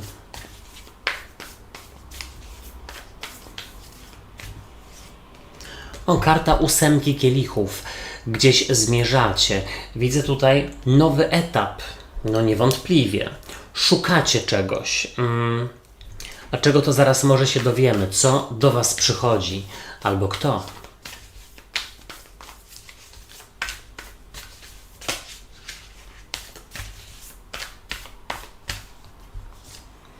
A przychodzi do Was karta Asa Buław i nie ukrywam, że komuś może trafić się nowy związek, nowa relacja, romans. Tym bardziej, że też gdzieś tutaj odwróciła się karta Słońca, ale dobra, nie będę jej brał. Co odchodzi do przeszłości?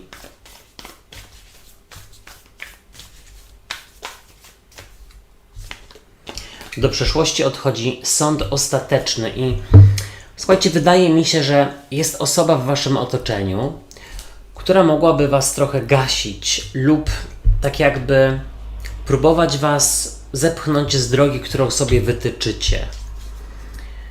Jak Wy się przedstawiacie na jesieni?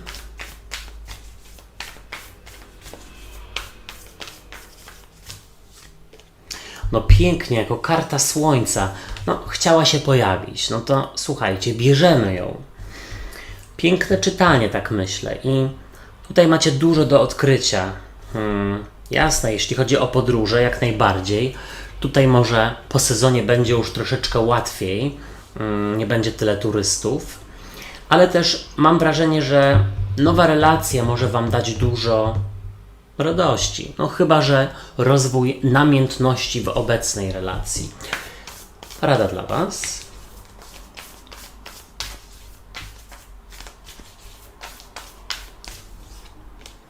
W Radzie jest rycerz kielichów, czyli właśnie, żeby pozwolić komuś na pojawienie się w Waszym życiu. Albo na poznanie się. Pozwolić komuś, kto się pojawił, żeby się poznać. Mam nadzieję, że rozumiecie. Czego nie robić, czego raczej unikać.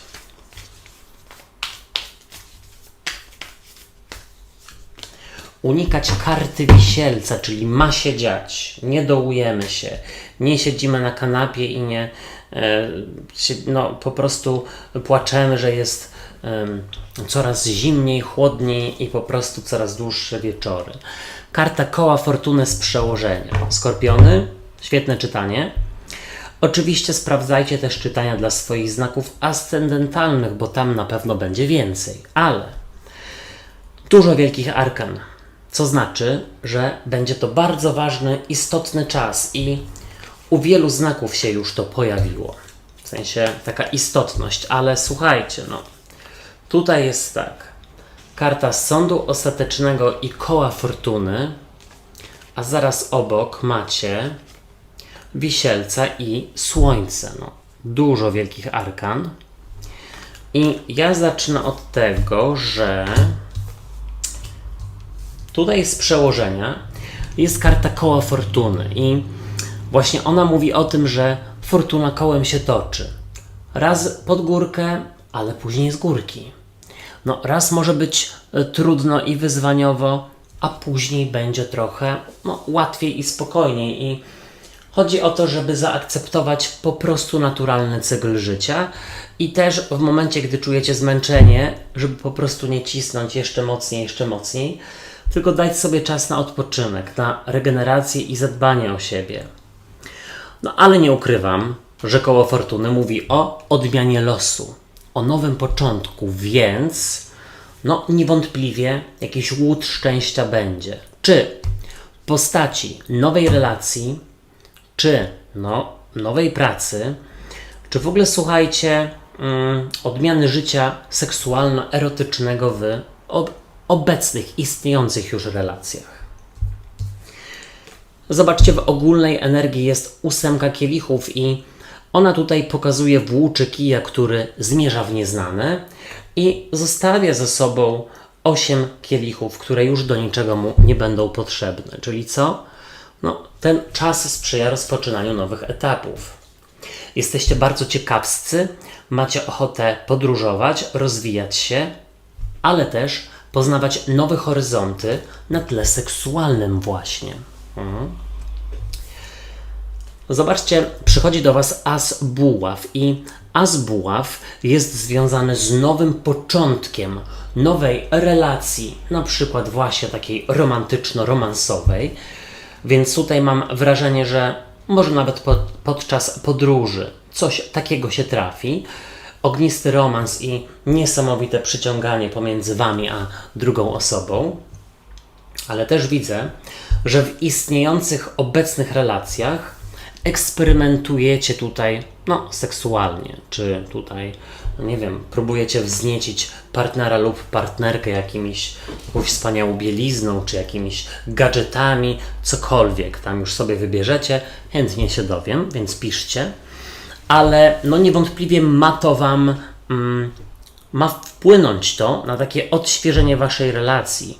Słuchajcie, tak jak już mówiłem, wieczory coraz dłuższe i ciemniejsze, więc sprzyja tutaj właśnie ten czas eksperymentowaniu. Ale nie ukrywam, że as buław to też właśnie nowy początek nowej pasji i motywacji do nowej pracy, do zwiedzania i odkrywania, a może słuchajcie, nawet po prostu do życia. Wiadomo, że nie każdy tutaj pracuje. Nie każdy wraca na studia w październiku czy tam we wrześniu. U każdego sytuacja wygląda inaczej, więc dopasujcie sobie to do siebie. Jeśli ostatnio było, powiedzmy, jakieś trudniejsze czasy, to tutaj przynajmniej tak mentalnie, emocjonalnie, to widzę, że tutaj ma być odświeżająco i aż chce Wam się, chciałem tak powiedzieć bardzo artystycznie, ale powiedzmy, podziwiać kolorowe drzewa, słuchać w parku jak chrzęszczą po prostu liście pod butami i tak dalej, i tak dalej. Chce Wam się tego wszystkiego.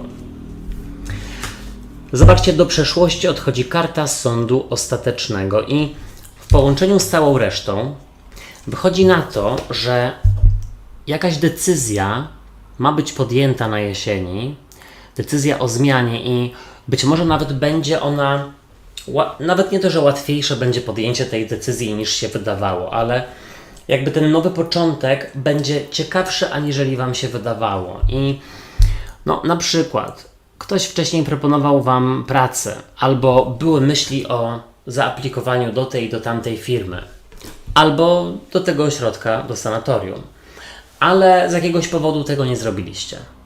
Tutaj wracają chęci, siła, motywacja i widzenie, takie poczucie, że ma to sens. Mam nadzieję, że ma to sens. Jeszcze bym powiedział jedną rzecz. Żebyście za szybko nie przekreślali nowej relacji. Bo może być z tego coś ciekawego. Zobaczcie, Wy pokazujecie się jako karta słońca. Przepiękna, cudowna. I ona jak najbardziej mówi o czymś pozytywnym, o optymizmie, o radości, która Was napawa. Widocznie skorpiony lubią jesień. Ciekawy jestem, które z takich jesiennych rytuałów lubi się najbardziej? Piszcie w komentarzach. No, ja czuję, że mogę wtedy bez wyrzutów sumienia tutaj po prostu w domowych pieleszach się rozgościć i czytać, oglądać, no, robić coś dla siebie, jakieś domowe spa i tak dalej. Ale jeśli chodzi o kartę Słońca, to tutaj w tej talii jest to pięknie pokazane. Tu jest pokazany cykl życia. Dziecko, chłopiec, młody dorosły, dorosły i starzec. I chodzi o to, że czujecie, że to jest wasz moment. Teraz wyciskacie życie jak cytrynę, czyli bierzecie po prostu jakieś okazje, które wam niespodziewanie po prostu wyrastają przed wami. Na przykład oferta last minute, gdzieś nie wiadomo gdzie, na urlop, w ostatniej chwili. Może naprawdę być z tego coś fajnego.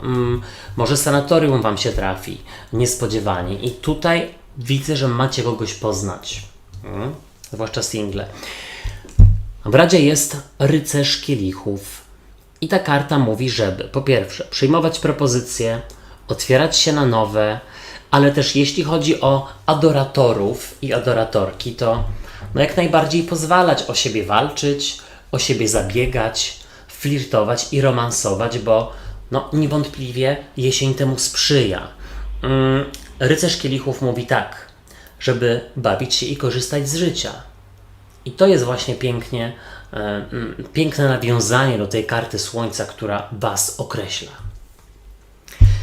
Czego nie robić, czego unikać tej jesieni? Karta Wisielca, który wisi do góry nogami. Powiem tak, z jednej strony nie obawiać się wywracać swojego życia do góry nogami, jeśli chce wam się zmian, albo jest możliwość, a z drugiej strony jest też tutaj powiedziane, żeby się nie dołować, nie smucić, nie siedzieć na kanapie i po prostu nie marzyć o zmianach i podróżach, tylko po prostu je planować bardziej, albo w ogóle no, gdzieś wdrażać w życie. Czyli tak, tutaj też jest powiedziane, żeby starać się, żeby jesień była dynamiczna. To, że jest chłodniej, to, że jest bardziej deszczowo, czy no nie wiem, jest mniej słońca, to nie znaczy, że trzeba po prostu no, odpuścić, lenić się i nie ryzykować. No tu jest powiedziane, żeby jak najbardziej wykorzystać energię, która ma do was przyjść w tym miesiącu. Nie w miesiącu, w tych miesiącach właściwie, no bo to jest czytanie na jesień. Ciekawy jestem, czy z kimś to rezonuje. Dajcie znać. Strzelce, przejdźmy do czytania i sprawdźmy, jaka będzie dla was ogólna energia na jesień.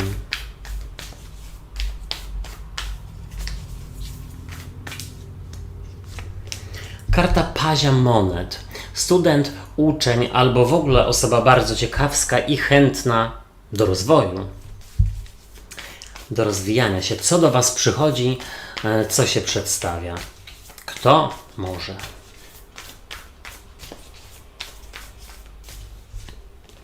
Tutaj z kolei karta kapłanki. No, ona jest bardzo mądrą osobą, która bardzo dużo myśli, ale nie na takiej zasadzie, że rozpamiętuje, tylko układa sobie w głowie, snuje plany, analizuje. Też jest jakimś autorytetem dla innych, zwłaszcza młodszych lub niedojrzałych emocjonalnie. Co odchodzi do przeszłości?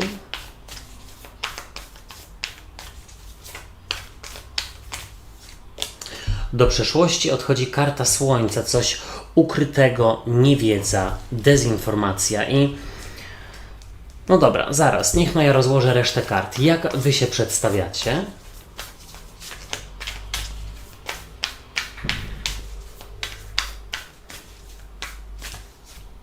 No wy przedstawiacie się jako karta Króla Kielichów i... No ciekawe, bo już tutaj mamy 3 osoby. Zobaczcie, Król Kielichów, Paź monet oraz kapłanka. Czy tutaj chodzi o rodzinę? Być może, ale do tego jeszcze zaraz przejdę. Jaka będzie dla was rada?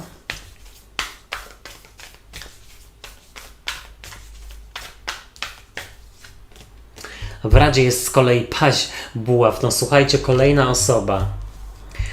Czego nie robić, czego unikać? unikać karty rydwanu, czyli jakiegoś chaosu i dezorganizacji, a z przełożenia dwójka monet. Zobaczcie tych dwóch paziów. Buław oraz monet. I to tak jak trzeba by było, może nawet nie to, że wybrać, ale trochę się jednak napracować, żeby pogodzić ze sobą na przykład wyzwania zawodowe lub edukacyjne z wyzwaniami w związkach, w relacjach, może nawet w nowych relacjach. I nie mówię, że tutaj będą jakieś negatywne wydarzenia, bo wyzwania to po prostu, wiadomo, jakieś okoliczności, tak, w żaden sposób nieokreślone.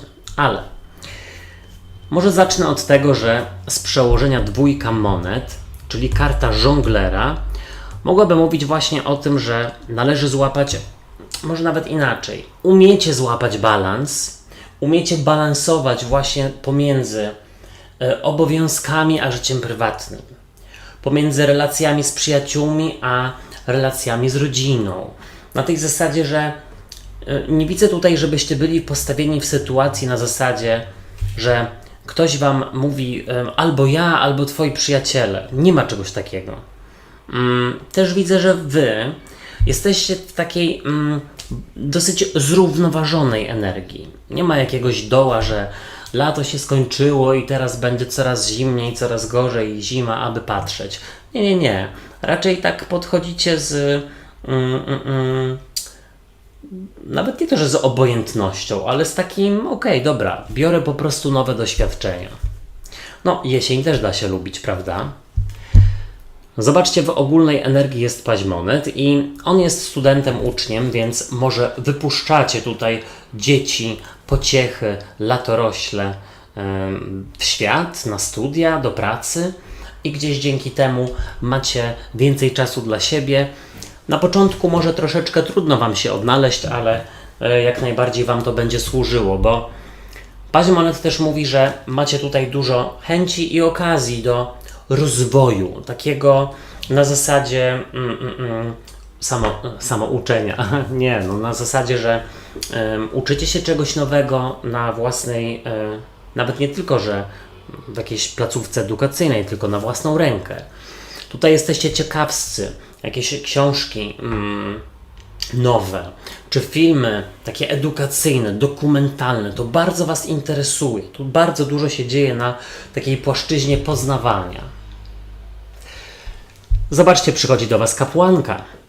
I kapłanka jest właśnie osobą mądrą, która umie korzystać ze swojej intuicji, która wie, co ma robić, ale też jest bardzo taka opanowana i jest autorytetem dla innych. I szczerze mówiąc, myślę, że dużo osób przychodzi do was w tym okresie jesiennym po rady, po wsparcie, pomoc, towarzystwo. Być może dlatego, że im trudno jest się ogarnąć w nowych sytuacjach, albo w ogóle w takim przejściu właśnie z lata w jesień. Na niektórych może to działać dołująco, a wy macie być tutaj taką siłą, takim filarem w relacjach z najbliższymi. Zobaczcie, do przeszłości odchodzi karta księżyca. Bardzo ją lubię w tej talii. A właściwie kapłankę też, bo ona tutaj taką zielarkę pokazuje. I tu macie księżyc i na jednej, i na drugiej karcie. Właściwie sierp na kim? Na kapłance. Ale o co tutaj chodzi? Jest to dobry czas na to, aby poradzić sobie z czymś trudnym. Albo z jakimś żalem do kogoś, z goryczą. Jest to dobry czas na wybaczenie sobie lub komuś. I tutaj też widzę, że jeszcze wam się ktoś nie chce przyznać, ale ktoś może mieć taką lekuchną depresję w waszym bliskim otoczeniu i tutaj będzie dużo wsparcia i pomocy z waszej strony dla takiej osoby właśnie. Tym bardziej, że zobaczcie, wy przedstawiacie się jako król kielichów, który jest kochający, empatyczny, pomocny i taki naprawdę otwarty na potrzeby drugiej strony, więc jak najbardziej tutaj dobry czas właśnie dla osób, które mają się tutaj zajmować wsparciem emocjonalnym dla innych. Ale też, wiecie co? Widzę, że ktoś się chyba zakocha. w okresie jesiennym? No to oczywiście bardziej do singli i szczerze, dla części z Was myślę, że to nie jest nowa osoba. Wy już tutaj znacie tego kogoś, ale do tej pory, że tak powiem, to był ktoś spoza ligi. A nagle coś Wam się tutaj przekręci i przyjrzycie na oczy.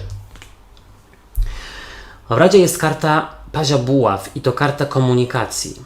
I powiedziałbym tak, jeśli to Wy macie się do kogoś odezwać, żeby naprawić relacje, żeby tutaj wyciągnąć rękę na zgodę, i nie mówię, że tutaj od razu ma być jakiś wielki powrót związku i tak dalej. Bardziej chodzi o takie, wiecie, z szacunku, czy żeby po prostu oczyścić atmosferę, to jak najbardziej róbcie to. Też tutaj widzę, żeby, słuchajcie,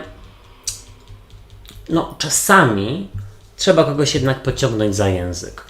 Jak już widzicie, że u kogoś jest ostatnio dziwnie, albo dziwnie się zachowuje, to tutaj jest powiedziane, że macie się zainteresować, bo być może sam z siebie, czy sama z siebie do Was nie przyjdzie i nie powie, że ma jakieś lekuchne problemy, ale Paź Buław też tutaj mówi, żeby jak najbardziej, słuchajcie, korzystać też z aplikacji randkowych, bo patrzę na całość i widzę, że ktoś naprawdę się ma szansę zakochać. Czego nie robić, czego unikać? Karta rydwanu. Powiem tak, unikać panikowania, unikać, słuchajcie, takiego zbyt pochopnego oceniania sytuacji na zasadzie a ten to wymyśla, wszystko będzie dobrze. Słuchajcie, nigdy nie wiemy, jakie druga strona ma problemy czy przemyślenia i trzeba tutaj wszystkie gdzieś z szacunkiem i na równi traktować. Tutaj też jest powiedziane, żeby słuchajcie, to jest takie przewrotne, żeby nie mówić innym, jak mają żyć, bo każdy teoretycznie powinien przeżyć swoją bajkę, prawda? Ewentualnie gdzieś tam Wasze rady słyszeć, ale nie musi brać do siebie. Tylko chodzi o to, żeby nie próbować wpływać na czyjeś wybory, zwłaszcza jeśli to są dzieci lub wnuki, które miałyby gdzieś wyjechać do pracy, do szkoły. Mam nadzieję, że z kimś to rezonuje. Koziorożce, przejdźmy do czytania i sprawdźmy, jaka będzie dla Was ogólna energia na ten czas.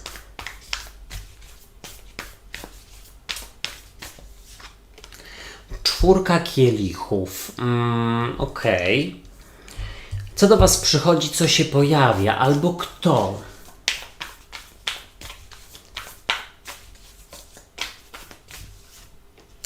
A tutaj trójka monet i ja mam wrażenie, że jest propozycja nawet nie tyle, że zmiany pracy, ale bardziej zmiany stanowiska, wzięcia dodatkowych obowiązków. Też widzę, że ktoś zastanawia się nad tym, czy nie wziąć dodatkowego przedmiotu do nauki,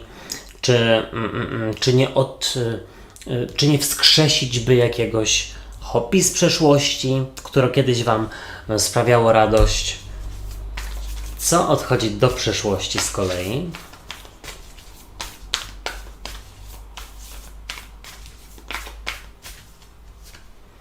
Do przeszłości odchodzi 9 mieczy i to bardzo dobrze, bo tutaj mam wrażenie, że koziorożce śpią raczej spokojnie i głęboko w tym okresie jesiennym, a może to za sprawą kokoszenia się z drugą osobą. Jak Wy się przedstawiacie?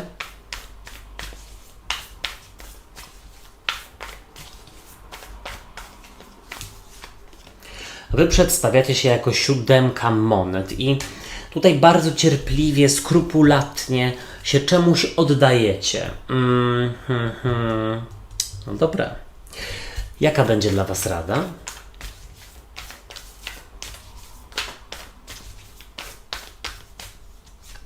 W Radzie jest karta umiarkowania, czyli właśnie na spokojnie. I ja bym też powiedział, że jeśli jest tutaj propozycja pracy, zmiany pracy, to wypadałoby się temu przyjrzeć. W ogóle, jeśli coś tak jakby niespodziewanie wyskoczy, przyjrzeć się, ale rzeczywiście w swoim tempie podjąć decyzję.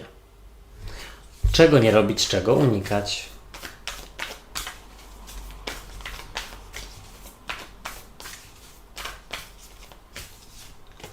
unikać szóstki monet, ważna informacja, i 10 mieczy z przełożenia. Powiem tak, nie utopcie pieniędzy, zwłaszcza jeśli ktoś Wam zaproponuje współpracę czy wspólną inwestycję i jest to osoba, która jeszcze nie ma do czynienia czy doświadczenia w ogóle w tej dziedzinie. Na przykład koleżanka Wam proponuje: złóżmy się i załóżmy razem firmę, albo przedszkole otwórzmy. To już tutaj naprawdę wymyślam, ale tu jest powiedziane, żeby nie dać się finansowo wpuścić w maliny. Też widzę, słuchajcie, że macie wskrzesić z przeszłości coś, co kiedyś dawało Wam przyjemność. Może ktoś jesienne wieczory spędza na szydełkowaniu, robieniu na drutach, czy słuchajcie, pisaniu wierszy. Może ktoś ma takie zapędy artystyczne. Z przełożenia 10 mieczy. I ona pokazuje tutaj szkielet smoka, pokonanego z jednej strony, ale ja bym w ogóle bardziej powiedział, że podstawą tego okresu jesiennego jest spokój. Jak to moja babcia mówi: Mateuszu, tylko spokój Cię ratuje. I tutaj właśnie widzę, że spokój Was ratuje, ale też w ogóle nie widzę jakichś takich bardzo dynamicznych zmian, czy w ogóle jakichś dynamicznych takich decyzji, bardzo ryzykownych przez Was podejmowanych. Jest raczej spokojnie i stabilnie. Myślę, że to całkiem dobra informacja. W ogólnej energii jest 4 kielichów i ona tutaj przedstawia chłopca, który zastanawia się, czy przyjąć ten kielich, który jest mu proponowany. I dosłownie ja bym powiedział, że Wy zastanawiacie się nad tym, czy nie przyjąć by jakiejś propozycji, ale powoli i w swoim tempie, lub czy by na nowo nie zacząć angażować się w coś, co wcześniej było odłożone. I nie chodzi mi tutaj o relacje. Słuchajcie, jeśli chodzi o powrót na studia, czy inny rozwój, to nie musi to być związane z, placówką edukacyjną, czy zwłaszcza dla emerytów, którzy może powiedzieliby mi, że dla mnie to już nie ma żadnej szkoły, albo już mi się nie chce. Dobra, ale w domu samemu też można się rozwijać, czytając, czy zapisując się na jakiś kurs. To już zależy od Was, ja Wam wymyślać nie będę. Zobaczcie, przychodzi do Was 3 monet i ona tutaj mówi o tym, że skrupulatnie, powoli, w swoim tempie budujecie fundamenty czegoś. I czy tutaj robicie remont w mieszkaniu, a może, słuchajcie, odświeżacie swoje meble? To też by było miłe. Wieczory coraz dłuższe i ciemniejsze, więc nie chcę wychodzić z domu. A może, słuchajcie, odmalujecie sobie ściany. Albo wyszlifujecie meble i, powiedzmy, polakierujecie czy pomalujecie je od nowa. Tutaj widzę, że jesteście bardzo w takie manualne i artystyczne sprawy zaangażowani i to niewątpliwie wypełnia Wam jesienne wieczory, które nie muszą być bardzo dynamiczne, ale szczerze mówiąc Wam w to grali. Myślę, że świetnie odnajdujecie się w takiej jesiennej aurze, w jakichś świecach, olejkach zapachowych, kadzidełkach z ulubioną muzyką, a może ukochanym osobom będziecie tego typu właśnie tutaj wrażenia zapewniać. I to niewątpliwie bardzo miło się komuś będzie robiło. Tutaj widzę, że też razem możecie wspólnie spędzać w ten sposób czas. Zobaczcie, na szczęście do przeszłości odchodzi 9 mieczy, więc chomik w głowie wystopuje. Szukanie dziury w całym, nadmierne po prostu wymyślanie i, powiedzmy, zamartwianie się, czy w ogóle problemy ze snem, tutaj raczej nie występują. I ogólnie rzecz biorąc może to być dlatego, że aura jesieni jest dla Was dosyć spokojna. Ewentualnie powiedziałbym, że nie będę mówił, bo zapomniałem. Najwyżej jak mi się przypomni, to dodam, ale myślę, że to nie było aż tak istotne. Zobaczcie, Wy przedstawiacie się jako 7 monet i 7 monet to karta cierpliwości i takiemu oddawaniu się czemuś obserwując efekty. Tutaj jest pokazana dziewczyna, która podlewa konewką, piękną zresztą, swoje słoneczniki. I tu jest powiedziane, że właśnie nie skupiacie się na samej mecie, tylko cieszy Was sam bieg. Czyli jeśli piszecie wiersze, to nie chcecie skończyć po prostu w tydzień tutaj już tomiku poezji mieć gotowego, albo jeśli robicie szalik na drutach, to nie chcecie skończyć jak najszybciej i po nocach po prostu siedzicie i szydełkujecie, czy tam robicie na drutach, tylko bardziej cieszy Was i relaksuje cały proces. Momento. Zobaczcie, nie dość, że stuknąłem słomką, to jeszcze dźwięki za oknem. No tak, w Radzie jest karta umiarkowania. Spokój Was ratuje. Decyzje mają być podejmowane w spokoju. Jeśli Was ktoś popędza, widocznie no ta osoba nie powinna, że tak powiem, no nie powinno się jej zaufać. Jeśli chodzi o, słuchajcie, spędzanie czasu na świeżym powietrzu, to ja też widzę, że bardzo dużo radości i ukojenia mają dać Wam jesienne spacery, przytulanie się do drzew, wyjazdy, słuchajcie, no nie wiem, w góry, nad jezioro, gdzieś, żeby cały czas obcować z naturą. Tutaj, tak jak powiedziałem wcześniej, spokojny miesiąc, ale też, no jak sobie dowalicie po prostu zmartwień i obowiązków dodatkowych, no to wiadomo, że tak nie będzie, no. Tutaj na wszystko macie wpływ, tarot to nie wyrocznia. Sprawdzajcie czytanie dla swoich ascendentów. Ja mam barana, a mój znak to byk. Czego nie robić, czego unikać? 6 monet. Słuchajcie, powiedziałbym tak. Unikać pożyczania pieniędzy, bo ktoś będzie długo zwlekał przed oddaniem Wam. Wręcz powiedziałbym, że jeśli ktoś Wam zaproponuje wspólny biznes, to naprawdę się trzeba temu przyjrzeć. Trzeba się nad tym zastanowić. Dlatego, że ktoś może nie mieć, nawet nie to, że dobrych zamiarów, ale może nie mieć kompetencji i umiejętności, a Wy tylko na tym stracicie. Tutaj też jest powiedziane, żeby też trochę brać, a nie tylko dawać. I to też w związkach, bo pamiętacie, jak wspomniałem, że może będą jakieś wspólne kąpiele w olejkach, świece i tak dalej. Może nie ktoś Wam też od czasu do czasu takie przygotuje. Tutaj wypadałoby jakoś zasugerować. Wodniki, przejdźmy do czytania i sprawdźmy, jaka będzie dla Was ogólna energia na ten czas.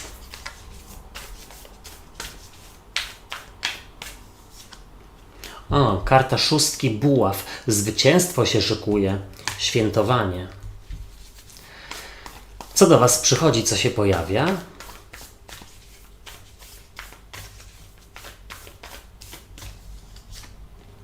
Dziewiątka monet. Fantastycznie. I najprawdopodobniej dla części z Was, do części z Was przychodzi podwyżka.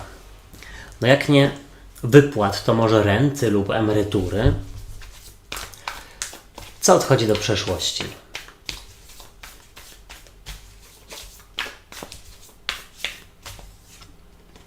Do przeszłości odchodzi 2 monet i tutaj w negatywie mogłaby to być destabilizacja bądź konieczność takiego naprawdę balansowania i takiego wyboru, czy ja mam teraz inwestować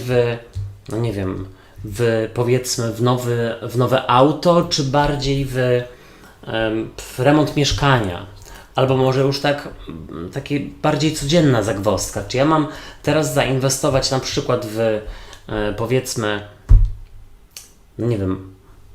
prostowanie zębów, czy na przykład bardziej w zrobienie dyplomu z jakiejś dziedziny, czy jakiegoś kursu. Wiecie, o co mi chodzi. A może Wy macie jakieś przykłady, piszcie. I jak Wy się przedstawiacie?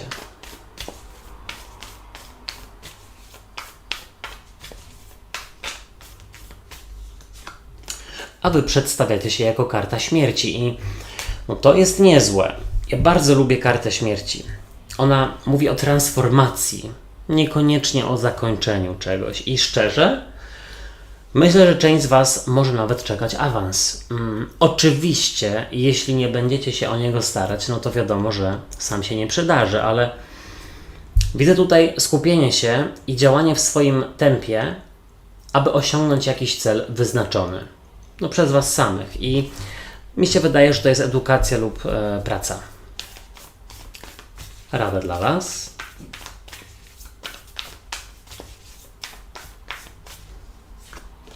W Radzie jest 5 mieczy. No, próbować i czego nie robić, czego unikać.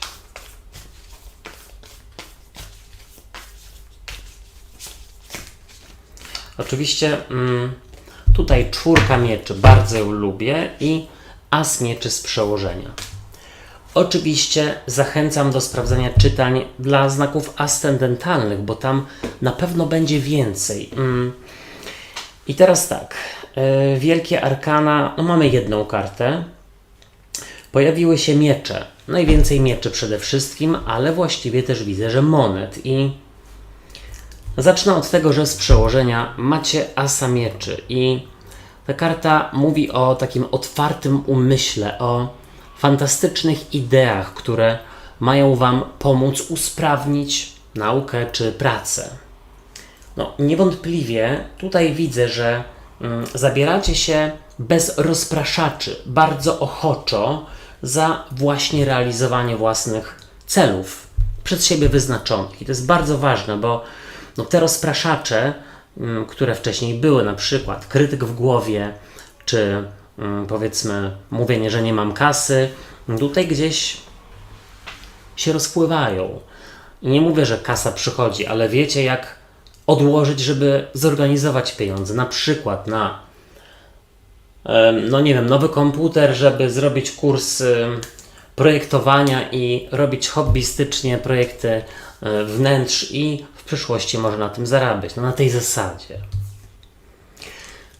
Zobaczcie, w ogólnej energii jest 6 buław. Karta triumfu, zwycięstwa i radości, więc myślę, szczerze mówiąc, że w okresie jesiennym jest się z czego cieszyć. Może nie tylko nawet dlatego, że już Wam się udało osiągnąć awans czy podwyżkę, ale może dlatego, że jesteście na świetnej drodze do tego, aby właśnie to otrzymać, osiągnąć. Ja bym też powiedział, że jeśli chodzi o sprawy sądowe związane z alimentami, z jakimiś dokumentami, to tutaj naprawdę widzę to bardzo jasno, że mają się one rozstrzygnąć na Waszą korzyść. Pilnujcie dokumentów, pilnujcie rozliczeń, jakieś tutaj, słuchajcie, listy otwierajcie, a nie to, że chowacie do szuflady i może kiedyś. Zobaczcie, przychodzi do Was 9 monet. Karta samowystarczalności. Bardzo ją lubię, zwłaszcza w tej talii. Ona tutaj pokazuje no, taką prawie królową monet. Ale słuchajcie, do rzeczy. No tutaj widzę, że macie tyle, ile potrzebujecie. Nie brakuje Wam i tak też podchodzicie nie tylko do spraw finansowych, ale też w ogóle do życia.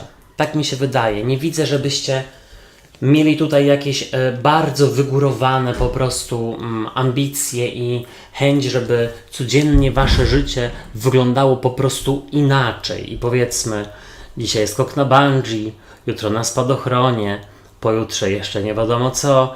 Nie, tutaj naprawdę umiecie celebrować jesienną aurę. Czytając książki, oglądając dobre filmy i skupianiu się właśnie na celebrowaniu po prostu. Ja na przykład całkiem lubię jesień, ze względu na jej taką właśnie magiczną trochę aurę. Chociaż nie ukrywam, że najbardziej lubię lato. Do przeszłości odchodzi 2 monet i to karta żonglowania wyborami, więc właśnie wydaje mi się, że trochę łatwiej Wam podejmować decyzje, ale też w ogóle odchodzi taka potrzeba balansowania, czyli wcześniej podałem ten przykład z pieniędzmi i wiecie, nie chodzi mi tutaj o to, że nagle odkrywacie, że macie złoża po prostu złota i diamentów i kopalnię jakąś w ogóle pod domem, czy na podwórku, tylko bardziej chodzi o to, że jeśli na przykład nie stać mnie na to lub na tamto, to wiem, co sobie odmówić, żeby ewentualnie nazbierać pieniądze na jakiś większy cel. Na to, żeby mieć większy telewizor i żeby fajniej mi się oglądało moje ulubione filmy. Na tej zasadzie. No tak. Tutaj wy przedstawiacie się jako karta śmierci. I myślę, że na jesieni następuje pewien wzrost. Wzrost, albo właściwie, chciałem powiedzieć, że transformacja. W ogóle jaka piękna jest ta karta śmierci tutaj. Zobaczcie, pani zima się żegna i odchodzi, a na jej miejsce przychodzi wiosna. Nawet taka marzanna, trochę ludowa, ale słuchajcie, no tutaj akurat inaczej, bo nie odchodzi zima, tylko przychodzi jesień, ale powiedziałbym, że następuje tutaj transformacja i naprawdę bardzo doceniacie to, co macie. Nawet być może takie przewartościowanie. Patrząc też, słuchajcie, trochę na błędy innych, może nawet waszych bliskich, takich typu rodzeństwo, rodzice, dostrzegacie, że wy jednak umiecie sobie zorganizować życie. I tyle. No tutaj widzę, że czeka was dużo takich spokojnych chwil, które mogą wam przynieść regenerację. W radzie jest piątka mieczy. I piątka mieczy powiedziałaby w ten sposób. Jeśli rzeczywiście jest tutaj na horyzoncie awans, czy w ogóle nowa praca, macie się o to starać. Dlatego, że karty naprawdę wam sprzyjają, bo tutaj jest śmierć i karta szóstki buław, czyli wychodzi na to, że coś nowego ma być teoretycznie lepsze. Więc tutaj jeszcze nie rzucać rękawic. Piątka buław, powiedziałbym tak, że czasami wasi bliscy mogą czuć się samotni i nie powiedzą wam oczywiście o tym, zwłaszcza trygon buław, czyli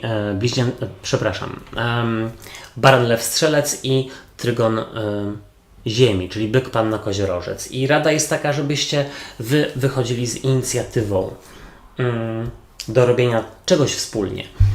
Czego nie robić, czego unikać, czwórka mieczy. I tutaj jedna z moich ulubionych kart, niedźwiedź, który zapadł w sen zimowy. Powiedziałbym tak, a propos tych hobby, myślę, że mówiłem o nich wcześniej. Odgrzewać hobby z przeszłości, w ogóle starać się, żeby no bo tak jak mówiłem, tutaj ma być dosyć spokojny ten czas. Dużo się nie będzie działo, ale to od was zależy, czy sobie zapewnicie rzeczywiście wystarczająco dużo rozrywki. Jeśli chodzi o czwórkę mieczy, powiedziałbym tak, nie poddawać się za szybko, jeśli chodzi o staranie się o podwyżkę, sanatorium być może, oraz słuchajcie, co? Awans. Też widziałem, że tutaj macie szansę wyjazdu na krótki urlop, albo i nawet dłuższy, nawet być może z rodziną. I ten urlop ma być z dala od turystów, po sezonie, ma być trochę spokojniej, ale niewątpliwie bardzo dobrze wam zrobi. Ryby, przejdźmy do czytania i sprawdźmy, jaka będzie dla was ogólna energia na ten jesienny czas.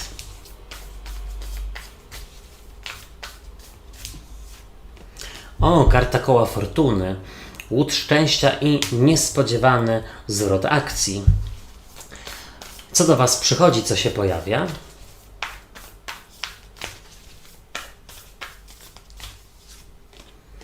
A tutaj z kolei przychodzi dwójka mieczy, czyli właściwie jakaś blokada i mi się wydaje, że to jest podczepienie się pod energię z poprzednich tygodni czy miesięcy, bo najprawdopodobniej ta blokada puszcza. Co odchodzi do przeszłości?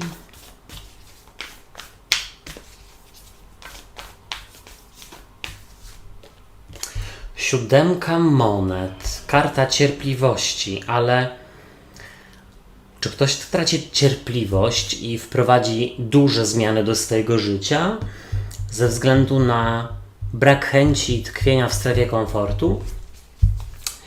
Jak wy się przedstawiacie, ryby?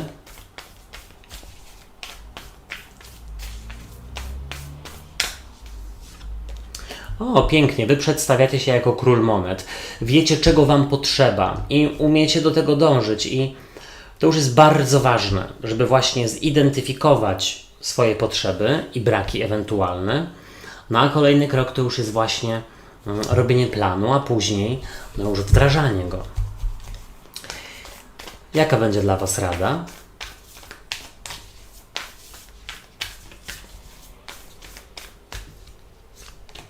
W Radzie jest z kolei paź kielichów. I czego nie robić, czego raczej unikać? Słuchajcie, powiem tak. Do części z was może też przyjść nowa relacja, przed którą możecie się troszeczkę wzbraniać. Tutaj czego nie robić jest 7 buław i z przełożenia jedna z moich ulubionych kart, zwłaszcza w tej talii, karta śmierci. A jaka jest wasza? Sprawdzajcie czytania dla swoich znaków ascendentalnych, bo tam na pewno będzie więcej. I teraz tak. No z wielkich arkan to jest karta śmierci i koła fortuny. No więc niewątpliwie tutaj będzie odmiana losu i myślę, że może chodzić o pracę. Na zasadzie, że podejmujecie naprawdę decyzję o zmianie. Albo jeśli chodzi o single i nowe relacje. Ale spokojnie, tutaj też będzie inny scenariusz. Zobaczcie z przełożenia karta śmierci i ona tutaj pokazuje panią Zimę, czy taką Marzannę ludową, która odchodzi i tak naprawdę na jej miejsce przychodzi wiosna. Ale to jest karta związana z transformacją i z cyklem zmian. I niewątpliwie transformacja następuje u was na jesieni. Czy to jest transformacja związana z kompletnym wywróceniem swojego życia, waszych żyć do góry nogami, czy to jest transformacja na zasadzie wchodzę w jesień, lato było szalone, a teraz już będzie coraz spokojniej, bardziej kontemplacyjnie, nostalgicznie, mogę się skupić na tym, co jest ważne, bez rozpraszaczy, bez bodźców, to już tutaj zależy od was. Zobaczcie w ogólnej energii karta koła fortuny. Jak sama nazwa wskazuje, fortuna kołem się toczy i też nie ukrywam, że pewna relacja, która teoretycznie się zakończyła, może wrócić. I nie sądzę, że tutaj chodzi o kogoś, z kim był romans lub relacja romantyczna. To może być po prostu odświeżenie relacji ze znajomym lub z kolegą, czy tam z koleżanką. I myślę, że to odświeżenie nastąpi w takim zachowaniu swojej godności, szacunku do siebie. Nie to, że tutaj od razu ramiona i wszystko inne otwieracie szeroko i wracaj do mnie. Nie. Tutaj spokojnie. Miesiąc, co ja gadam? Czytanie miesięczne sprawdzajcie, ale tutaj chodzi o czas, o okres, o jesień. Jesień sprzyja zmianom. Zobaczcie, przychodzi do was 2 mieczy. Anielica, która ma zamknięte oczy i skrzyżowane na swoich piersiach miecze i na swojej klatce piersiowej. O co chodzi? Albo wzbraniacie się przed nową relacją, albo tak naprawdę następuje w ogóle zwolnienie blokady z poprzednich tygodni czy miesięcy. A propos zmian, bo zaczynacie widzieć szersze perspektywy i najprawdopodobniej tutaj właśnie chodzi o też, słuchajcie, osoby, które chciały zrobić remont niższym kosztem. Mam wrażenie, że na jesieni to się uda, bo będą promocje, bo będą wyprzedaże, a może znajdziecie kogoś niezależnego, kto lubi otwierać meble, a wy sobie na przykład sami pomalujecie ściany, albo jakiś tam zenek wam przyjdzie i pomoże. Wiecie, o co chodzi. Zobaczcie, do przeszłości odchodzi 7 monet i tutaj cierpliwość odchodzi do przeszłości, czyli ktoś traci cierpliwość i odzywa się do was, bo tak naprawdę tęskni, bo tak naprawdę o was myśli. Ale do czego to doprowadzi, to już zależy od was. Tutaj też widzę, że ktoś niewątpliwie kończy cierpliwość i albo właśnie planuje zmianę pracy, albo wynajduje sobie jakieś super, fantastyczne, nowe, kreatywne hobby.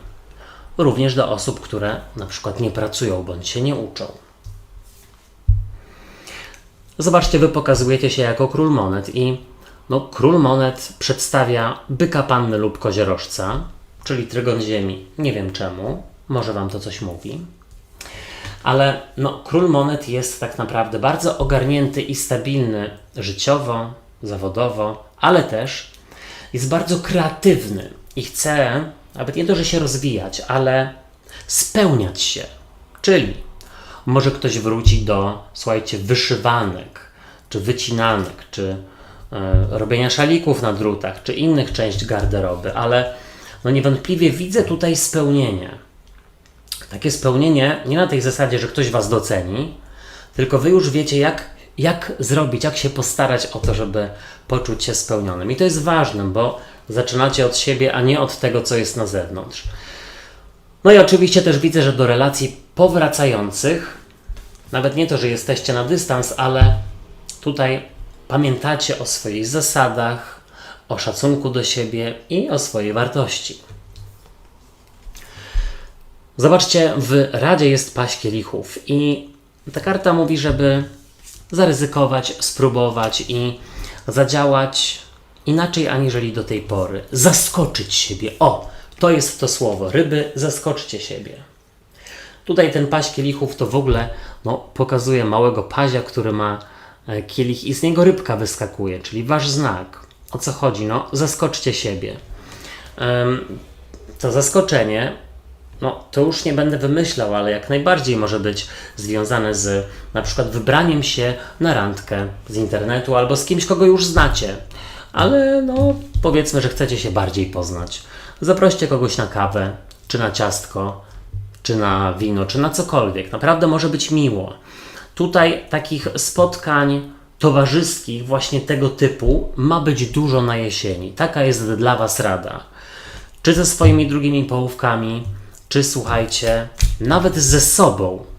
Wyobraźcie sobie, jak się tutaj pięknie wysztafirujecie i pójdziecie na randkę ze sobą, tacy wyszykowani czy wyszykowane, i powiedzmy w świetnym nastroju i tak dalej, bo fajnie się ze sobą czujecie, tutaj winko wchodzi i tak dalej. I wyobraźcie sobie, jak ktoś inny, kto siebie zabrał na randkę albo na łowy, jak na was spojrzy, kurczę, może od razu zacznie jakiś flirt. Czego nie robić, czego unikać? 7 buław. Nie brać na siebie zbyt dużo obowiązków, bardzo ambitnych, tylko i wyłącznie, żeby kogoś zadowolić. Jeśli macie zadowolić kogoś, to tylko i wyłącznie siebie, a nie innych. Tutaj też widzę, że jeśli czujecie, że gdzieś coś się nie rozwija, jest blokada, nuda i rutyna, należy to zmieniać i nawet do emerytów powiedzmy, bo często dostaję wiadomości, nic nie mówisz do emerytów. Słuchajcie, może uda się pomalować mieszkanie, może wam ktoś pomoże, może wybierzecie się na tańce, może do jakiegoś klubu emeryta. Słuchajcie, jest wiele możliwości, ale trzeba się na nie otworzyć. Moi drodzy i moje drogie, ja wam dziękuję za uwagę i życzę fantastycznego czasu. Zachęcam do sprawdzania czytań miesięcznych. Tutaj będą gdzieś wszystkie podlinkowane, również w opisie pod filmem. Subskrybujcie kanał i zostawiajcie po sobie ślad w postaci komentarzy i kciuków w górze, bo to pomoże mi w rozwoju go, a wtedy będzie więcej czytań. Trzymajcie się, do usłyszenia i do zobaczenia. Hej, cześć i pa pa.